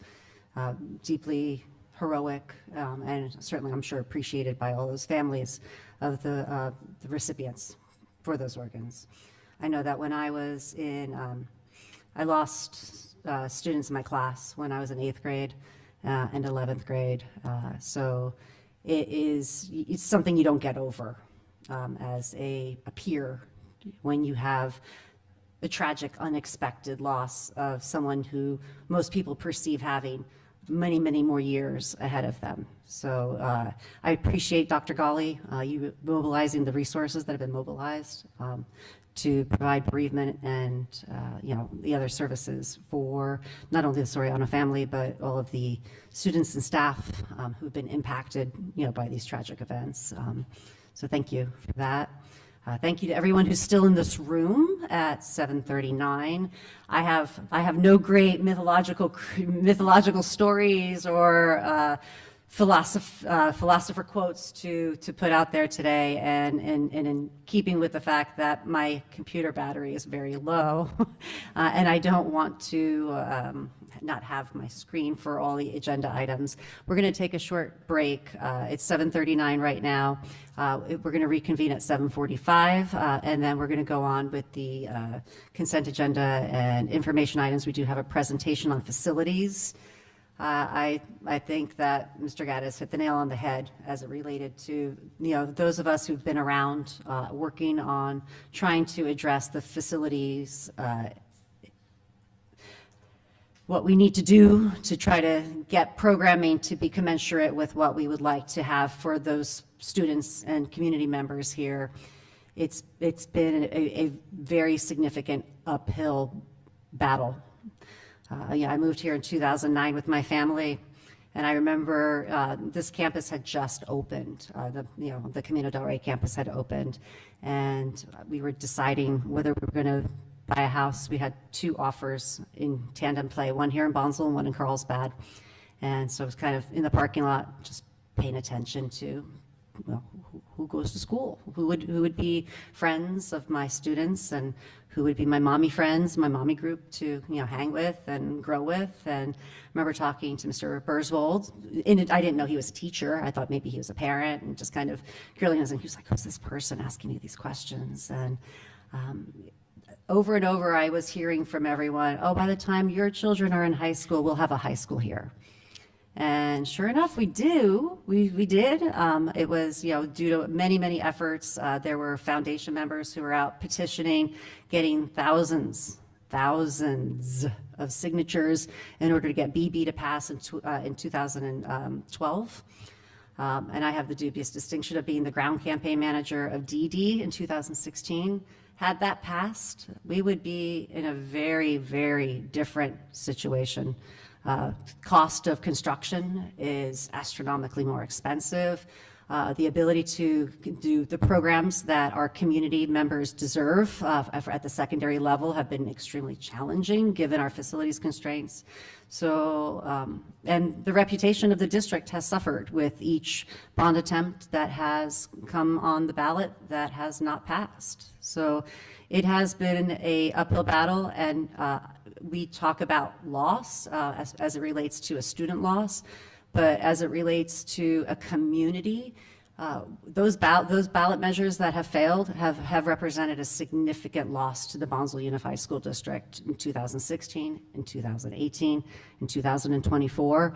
But yet we also are showing significant resilience as a community. I think that the reports that we've seen here from the superintendent, from our principals, and from our student groups, and from the board members and our community partners, it is a testament to the fact that Bonsall is a very, very special place, and we continue to do great things because we have a student-focused center and heart that we want to be able to make sure that we are serving our community to the best of our ability. So regardless of whether we are acknowledged and or applauded, I'm not in it personally for any sort of recognition. I just want to, if I continue to live in this community, I want to be sure to have a school district that I would be proud to send my grandchildren to, should I be so blessed to be a grandparent.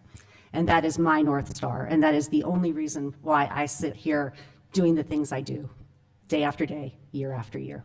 So I know that that is the heart that I see in the people here in the room, and I appreciate that heart that I see reflected back at me. And with that, I just talked for about 4 more minutes than I expected to. So we are now going to convene at 7:48. Thank you.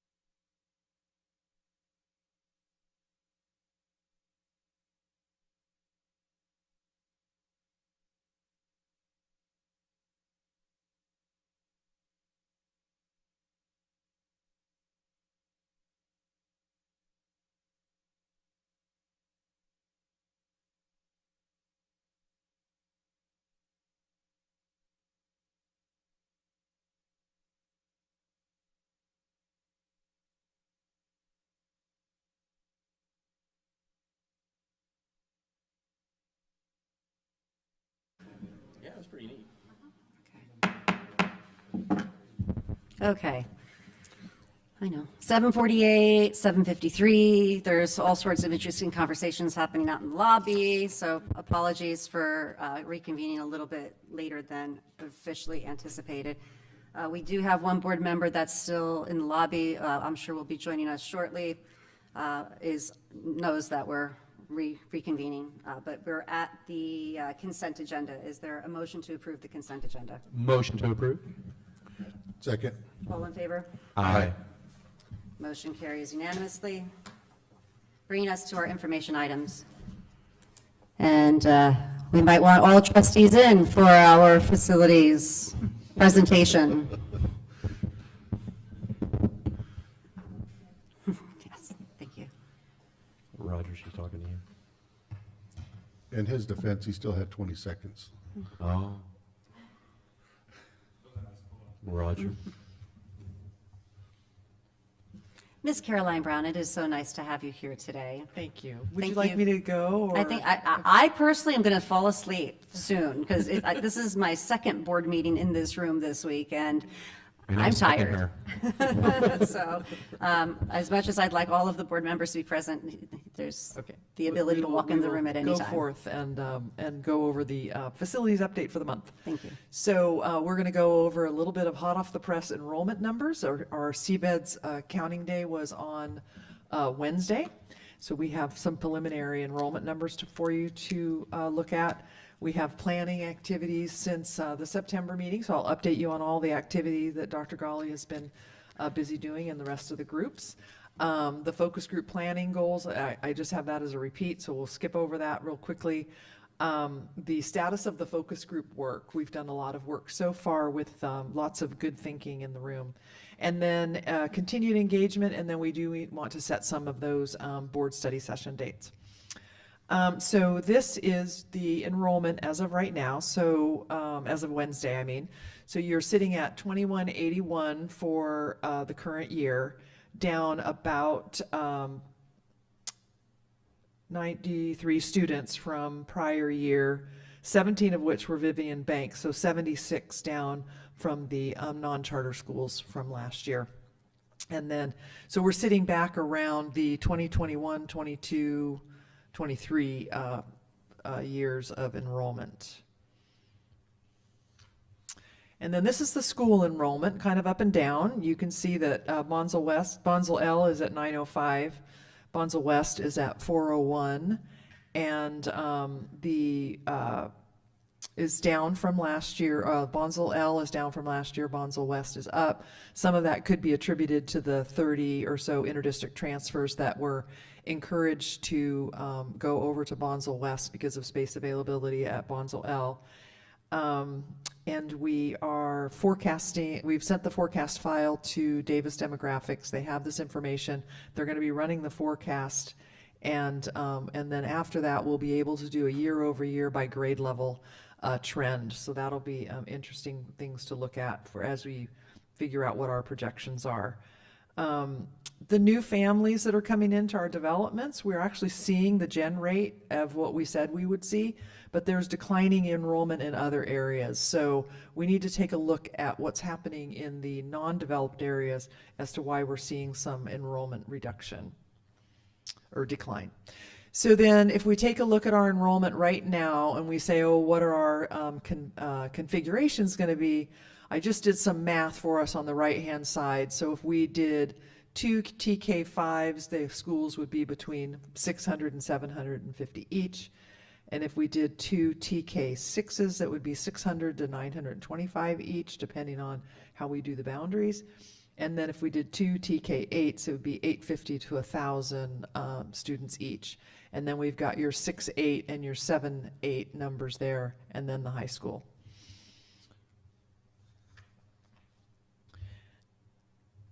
And just as a point of clarity, this does not include Vivian Banks. Correct. Correct. Thank you. And then the activities to date, we've had all the listening sessions. Dr. Ghali was in a busy road show during the month of September, had a couple listening sessions with the San Luis Rey community, as well as our first parent community meeting in September. And then of the focus groups, all of the groups have met 2 out of 3 of the scheduled meetings. And each group is reviewing the planning goals, and they've held walking tours, and now they're going to have the 3rd meeting. And what we've done is we've reconvened the chairs of the focus group to take the input that we've received so far from all of this community engagement that we've had, and that will drive our conversation for meeting number 3, and as well as our Bonsall Advisory Committee meeting that's scheduled for November 4th. This is a reminder of what those focus groups are doing. They have the learning experiences for grades 7 to 12 at Old River, learning experiences for TK6 at the West Lilac. I have that wrong on there. And then the focus group 3 for the enrollment and capacity and balancing the elementary schools so that we can use the facility that we have at Bonsall West and not highly impact Bonsall L with overcrowding. We may need to establish a 4th focus group to talk about the educational components and the grade level configurations to further deep dive into that activity there. And then this is a reminder of our challenges. You've seen that already tonight, so we'll move over to what's coming next. So October 30th and January 12th, we have it's October 31st, sorry. And January 12th, all staff meetings. Parent and community forums are scheduled for November 18th and the 21st of January. And then our advisory group is coming back to reconvene on November 4th. They will then receive reports from the focus groups and determine next steps for that group. So then a repeat of last time, we talked a little bit about state funding, modernization eligibility, new construction eligibility, and then the facility and hardship and financial hardship avenue grants that are available at the state. I left with the direction to invite the OPSC and CDE staff to visit the sites. That's scheduled for October 28th. They are going to send 2 representatives from OPSC and 1 from CDE. Dr. Gawley and I had a pre-conference with them earlier in the week to talk a little bit more about the program and did quite a bit of listening and learning there. And so we'll wait till they have that meeting before we solicit RFPs for industry specialist reports that would help us if we want to go down the hardship route. And then we have the board study sessions. 2 dates seem to float to the top in January 7th and February 4th. But we really would like to schedule some dates in November, December timeframe so that we can meet as a board study session after the Bonsall Advisory Committee meeting on November 4th and before we go off into the holidays. So I think Dr. Gawley sent an email out. If we could get a response on dates that work for you, we'll do those topics sooner than later. I believe the funding and state and local and financing topic is probably of highest priority. And so I would propose that once we hit a date that we invite potentially Ty Durwood to talk about land use, Adam Bauer to talk about financing, and Brian Leonard from DLR for the architect DSA implication, and well as Landon McQuestion and perhaps Michelle Reiner for estimating and cost of construction, or maybe Gil Fallon for cost of construction as well. Just to get some specialists in the room that you can drive in your questions and get some real live answers for current events. Real quick question as it relates to that scheduling of an additional board study session before the holidays.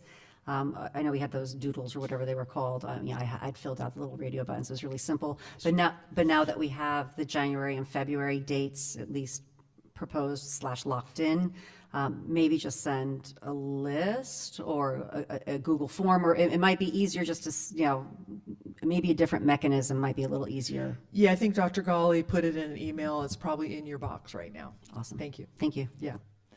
And then just closing in any discussion, do you have any additional items you'd like the focus group to dive into, or the Bonsall Advisory Committee to consider, Or are there any additional, is there any additional data or information that you need from us in your thinking about our challenges with facilities? Well, I have a question. Just today, I've spoken to three different parents today about facilities issues. And I think one thing that might be useful, I think if, each trustee here represents a different geographic area. And what I'm thinking is, if it would be possible for us to have like a town hall meeting with each one, with the people that are in our area, so that we can have a more intimate type discussion with them. Because I'll be honest with you, some of the things that they were saying are things I had never, they were obviously objections, but I had not heard before. And some of them they were very good points that make you kind of think. So I think if we're going to have a community outreach, I think we need to make sure that number one, we actually try to engage as much as possible. And I think that one of the things that one of them said was, they didn't get a lot of notice about some of the meetings, and for whatever reason, I think if we had that kind of community outreach, maybe if we got some of the more connected parents involved and said, hey, can you reach out to help people make sure they come to this meeting, I think we might have, because for example, if Pascal can have one, it's hard for people to come from like Arrowwood to here, but if maybe Pascal had his over at Bonsall West, and Eric could have it over at, Vivian Banks, and Roger could probably have it here, I could have it here. We could have our people here, and it would be, I think it would just be a good thing to get them in here, because I think the other one thing I wanted to mention besides that is there a way we could keep a running list where if like we talk to parents and they had like let's say a comment about maybe an objection to it, is there a way we could keep a running list and say here's, so we can all see it, right? So we could have pros and cons, and like I could get in there and add, okay, this learn this, and then we could kind of keep going through it. Is there a way to do that? Yeah, so what we've done is created a Google sheet for every meeting where we log what people say. Mm-hmm. We've also taken some of the information, and I've started an FAQ where we could answer some questions that have come up at all these various meetings. So yeah, we can make that available. And do you think we could do a town hall like that? And I think that's a good idea. I would be supportive of that. Yeah. And I know out there, like say you mentioned Vivian Banks, I'd like to have a town hall meeting at Lake Rancho Viejo too as well. Yes. Okay. It makes really good sense for if these, if we're doing these by trustee areas, to actually have those town halls in the trust, somewhere in the area. Yeah. Okay. Well, we'll work on getting those calendared. and we can create that list, right? Because I don't lose track, because I wrote down some today, and so we can just I can say, okay, here's like 3 or 4 of them, arguments that I've heard, and we can put them on there and stuff like that. Yeah, let's do that. Okay. We'll have you guys have your own sheet. Okay. I have another question. Ms. Ariano mentioned a groundswell. What's the feedback that you've seen in those listening sessions? Is it just people coming to complain, and are they vindictive, or do you see optimism? Do you see understanding that we're trying to do something for betterment? What's the global feedback from, not from, mostly parents involved, but do you get feedback from people that are not parents? Just curious about the overall community response. We have that log. Should we just put that together in a Yes, document? and we are getting actionable feedback, if you will, good ideas. When I sat down with the neighborhood around this area, for example, and we do have a Google sheet where what we've done is for every listening session and the forums that we've had so far, we have the same kinds of questions so that they're easy to kind of disaggregate. And then there's a lot of narrative in there, because people have shared their concerns, they've shared ideas, and it really has been a lot of people sharing, I will say, opposition to a certain plan, but recognition that we have to do something. And I'm hearing more people that are coming forward and saying, yes, we recognize that's an issue, but have you considered this? Which is good. We need to have a lot of that dialogue. So we've started that, and we need to then take that and put in the patterns, the trends that we're seeing, and also the feedback from the survey. Survey so far that I did send, and we barely sent that out. That has not been communicated that broadly yet. what we plan to do is I'm going to just prepare a quick little intro video with a link to the survey, and I'm going to try to just put it out on a bunch of social media, because it is hard to get to people who are not in the community, not receiving the Bonsall Bridge, not receiving our school newsletters. And I'd like to put that out because I think people will share that.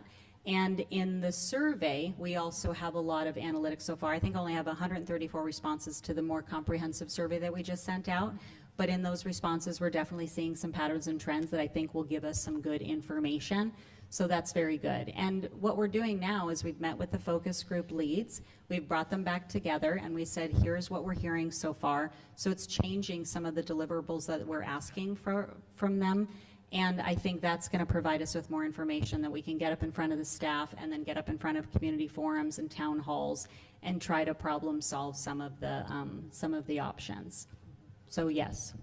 I think Dr. Golly has a good point, because like even today during my discussions, there are some people have raised some issues that I mean, some ideas that I had never thought of before, you know, and it's one of those things where it's like, it's kind of eye-opening, because it's, you know, we talk about it up here, but getting fresh ideas with fresh eyes, you know, maybe even people who aren't so attached to it's helpful. It's helpful to be able to think outside the box a little bit to see if anything, you know, we can use any of the things we're hearing. So I do think the more engagement we get, the better. That's my opinion. Yeah, thank you.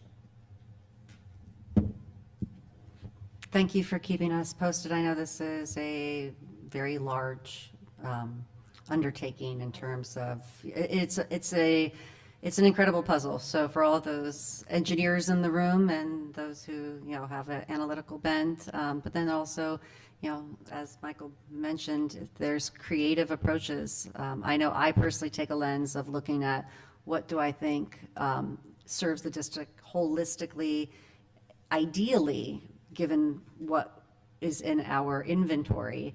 And what does that look like, say, 10 years or 15 years from now? And then how do you backstep it in terms of a strategic phased approach?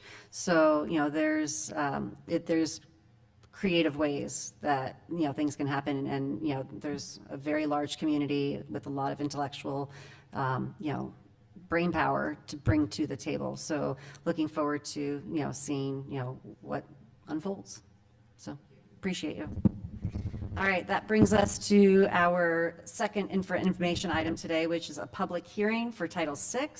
This is our Indian Education Policies and Procedures. We don't have any sort of presentation on this, do we, Dr. Pendleton?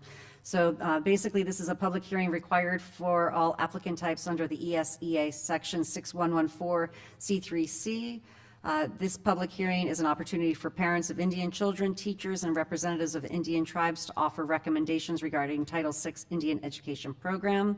The Title VI Indian Education Grant provides approximately $42,169 annually to Bonsall Unified School District to support the unique educational and culturally relevant academic needs of qualified Native students.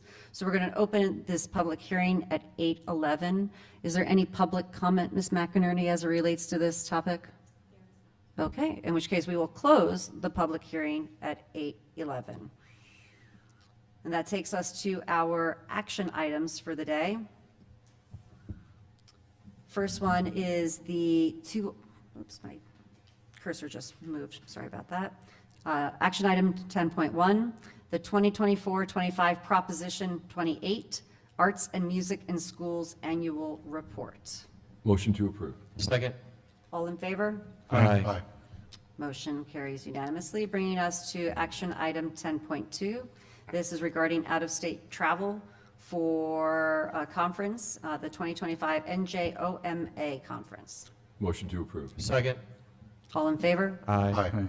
Motion carries unanimously, bringing us to the annual renewal of a contract with Informed K-12. Motion to approve. Second. All in favor? Aye. Motion carries unanimously, bringing us to action item 10.4.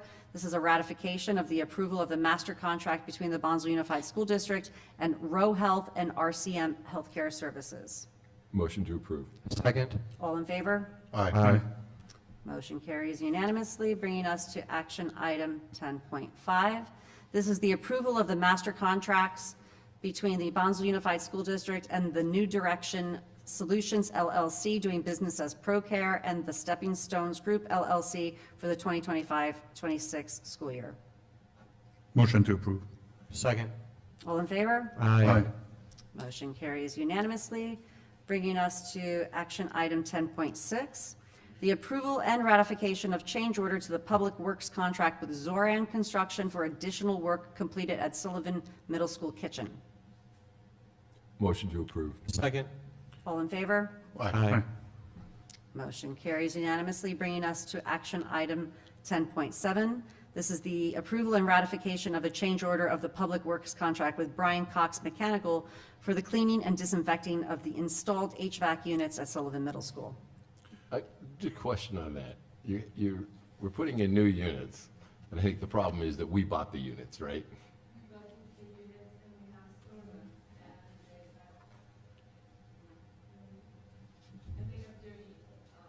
Got it. Okay.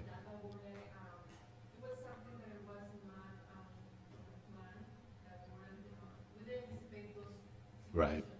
When we're dealing with contractors, I know sometimes, I imagine there was a nice savings for us to purchase it versus them purchasing it. But do we have them bid it where they supply it? Because I always like the contractor to supply it so that if materials go missing, whatever they are that happens, it's their responsibility. That's my kind of thought process. I know that. Right, for the purchase of this, this has happened a long time ago. They were purchased years ago. It was not like yesterday or last year. These were already stored, but we didn't have the opportunity to install them yet, because you do have to go for a quote and for who is going to do the installation and all those services. Yeah. And then when the situations happen that we are in the need of a replacement because the one is damaged, that's when we're taking the opportunity to remove the old ones and put these ones that we have already purchased in stock. Okay. And these things are going to get dirty on a regular basis. Is this going to be a contract that occurs more often, or is it every time we have to get it clean, we're going to have to pay this? We do have do maintenance to the HVAC units, and right now with the CalCheck program, we have this company that is helping us doing the assessments and also changing the filters and reviewing every single unit to see what is the need to keep the maintenance going. So when we have some of these same units in stock, then so if we have some others go out, is there a way to clean them prior to installing them? Because I'm assuming it's much more expensive to clean it once it's installed. Definitely, we can, now that we know the situation, because it was not just the cleaning portion, but also it was an infestation on that particular, so we had to go through that process because we cannot install something that is not properly adequate for the facility that we're going to put in there. But definitely now and on, for those units that if we have any left, we're going to do the cleaning and inspection prior to commit to anything before the installation. So we avoid any change order like this. Perfect. Mm-hmm. All right. Thank you. Motion to approve? Second. All in favor? Aye. Motion carries unanimously, bringing us to our last action item of the day, action item 10.8. This is for the mileage/travel stipend for principals, directors, and executive directors. I do want to call attention that there has been an amendment to the financial impact. For the financial impact section, there is the language should be amended to read $5,000 annual cost, which is $500 annual stipend for 4 principals, 4 cabinet members, and 2 directors. So it's a difference from $4,000 that was on the posted agenda to $5,000. Motion to approve. Second. All in favor? Aye. Motion carries unanimously, bringing us to our public comment portion of the meeting. Okay, public comment. The Bonsall Unified District Board of Trustees welcomes participation at the district's school board meetings. If you wish to address an item on the agenda, you must complete the form and deliver it to the executive assistant prior to the board considering the item. If you wish to address the board considering matters within the board's subject matter jurisdiction that are not on the agenda, you must complete this form and deliver it to the executive assistant prior to the public comment section of the agenda. Individuals shall be allowed 3 minutes to address the board on each agenda or non-agenda item. The board shall limit the total time for public input on each item to 20 minutes. With board consent, the president may increase or decrease the time allowed for public presentation depending on the topic and the number of persons wishing to be heard. The president may take a poll of speakers for or against a particular issue and may ask that additional speakers speak only if they have something new to add. It is requested that speakers address the board from the podium when addressing the board. Our first speaker is Lindsay Jones.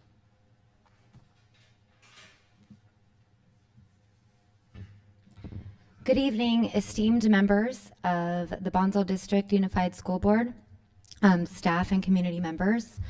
My name is Lindsay Jones, and I'm here to address the proposed relocation of Bonsall Elementary to the Bonsall High School campus at Sullivan.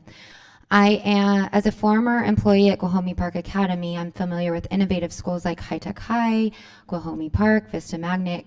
I recall the small schools that they were with humble beginnings that birthed to healthy schools from an office or a trailer at an antique train museum to the big schools that they are now. I urge the board to reconsider this move due to financial, logistical, traffic, and enrollment concerns. I know it's not a decision that you've made. I know you're in the decision-making process.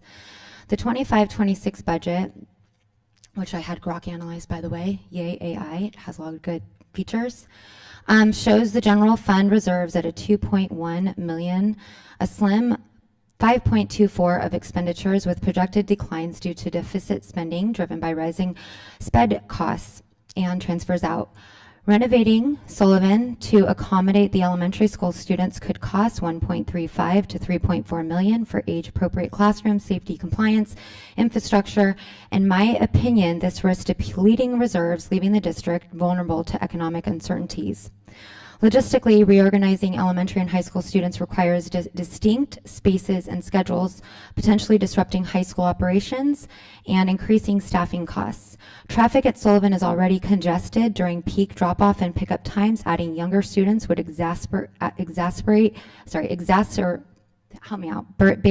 gridlock, thank you, compromising safety and necessitating costly traffic management solutions. My deepest concern is the district's failure to address declining enrollment trends. Since Bonsall High School opened 2014, families are increasingly leaving public education, as seen in simply Fallbrook High School's enrollment drops. Innovative schools like High Tech High grew from small spaces because their programs were enticing. Ignoring this shift risks further enrollment declines, which this relocation does not solve. Without substantial external funding, such as grants, this move jeopardizes our students' education and district stability, as well as forgoing the significant reason that many families come to Bonsall, the crown jewel, the elementary. I urge the board to explore alternatives like modernizing programs to attract families, optimizing existing facilities, or once again, considering leasing a third of the GERD property and getting some sort of an income, looking at relocation. Thank you for your dedication to our students. I appreciate you. Have a great evening. I'm gonna go take care of my type 1 diabetes child.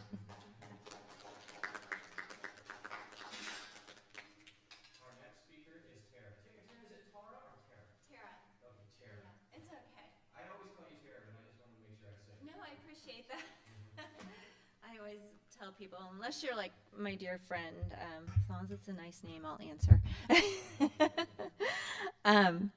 Anyways, thank you. My son's older now, and he's a lot more work than when I saw you guys last, so my thoughts aren't as well organized. But good evening, Bonsall School Board and community members. Some of you, I recognize your faces, and you may or may not remember me, and some of you are new, so thank you. I will first wanted to address, I'm really sorry about the young little boy and the loss, and can relate to losing friends very young when I was in school. And anyways, it just reminds us to be sure when you go home to hug your loved ones a little tighter, because every day's a gift, right? Anyways, and along with that, a lot of what you guys have said and that topic relates to what I came here to talk to you guys about. In light of recent events outside of the school, like the assassination of Charlie Kirk, AG in Virginia running for governor, texting about shooting an opposing candidate and his kids, mass church and school attacks, college campuses, you know, being in, what's the word I'm looking for, taken over, and property being destroyed. You know, presidents, you know, for decades now being shot at, a few of them, not all, thank goodness. And cities being occupied and some being burned down along with businesses. I wanted to speak to the school board about the rise of violence in general, but also in towards groups of faith. And just people who have different opinions. I very much, I very much appreciate what Mr. Gaddis had to say about listening to each other. I feel like I've been living in the last 5 years. This has gotten a little better, but for a while there, a world that I don't recognize as a child. I was brought up, and I think many of us were, that that you listen to each other, like Mr. Gaddis said, and you may not walk away agreeing, but hopefully you take a little nugget and learn, and you try to find a compromise or cooperate in a way where there is a win-win for everybody. And something's going on in our culture where we're not, our children from the generations prior, you guys weren't on the board back then, but something's going on where the generations that have graduated don't seem to have that same value system. And I don't know if they're learning it from social media or when they go off to higher education, higher than Bonsall. But that's why I'm here to talk to you, because as a school system, it's obviously our priority and most important for us to teach our kids to read, write, arithmetic, and all the basics. But it does little good if they don't value human life and they don't know how to disagree in a respectful manner and have important, serious conversations, and still walk away being able to be friends or at least be cordial, you know. And I hear this terminology, and some of you may disagree with me, you know, but speech is violence. That was something again, I'm probably dating myself, but I grew up believing speech, is speech, even if you don't agree with it, even if you think it's hateful, is it's important that we protect those even that we disagree with. And so anyways, the reason I came to you basically was to ask, in light of all of these events, are you guys intentionally thinking about what you can do for our kids? I know social emotional learning is a big thing, but I'm not so sure that it intentionally focuses on teaching our kids to have conversations and how to have them agreeably or disagreeably. And I know there's debate clubs, but not all kids, you know, compete in that. And so I hope that's not an antiquated value system, but it just seems in light of what's going on in the world, it might be something we need to intentionally focus on teaching the next generation so that they can, you know, have discussions about important topics that may seem controversial and people have, you know, are on different ends of the spectrum, but we can still value life. We can value life. Thank you very much. So, thank you. Sorry, I got a little nervous. Next up is that Mr. Ariano. Mr. Ariano, I'm telling you, HI is what you need to be doing, humorous interpretive. That's what you need to do that, and you need to do oratory. Just for the record, before you start speaking, you need to try some of those out for me, okay? I will. I will. You promise? Yes. Because you're in front of your mom, you're saying that. Yes, let's go. I was in the speech and debate club, so she might be able to hold me to that. Good evening, board, Bonsall staff, community members. I just wanted to give you guys a quick update and some information about the Bonsall High School Red Cross Club.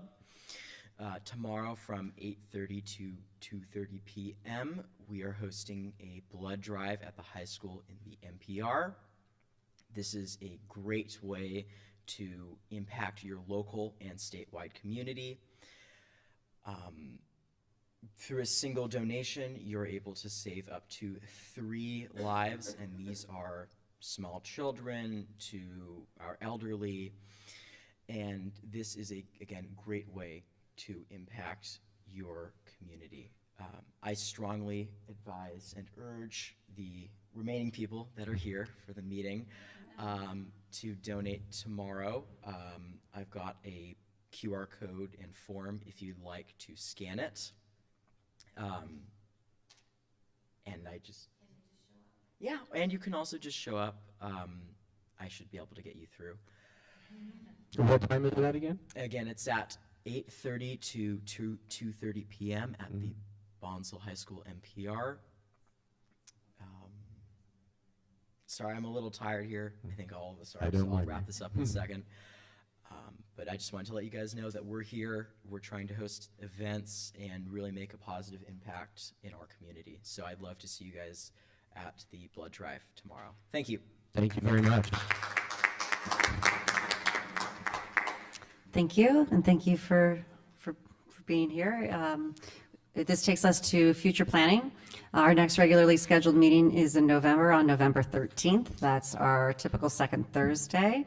It will be 4:30 closed session, 6 p.m. open session here at the Bonsall Community Center unless otherwise noticed. And with that, we shall adjourn at 8:30 p.m. Thank you all.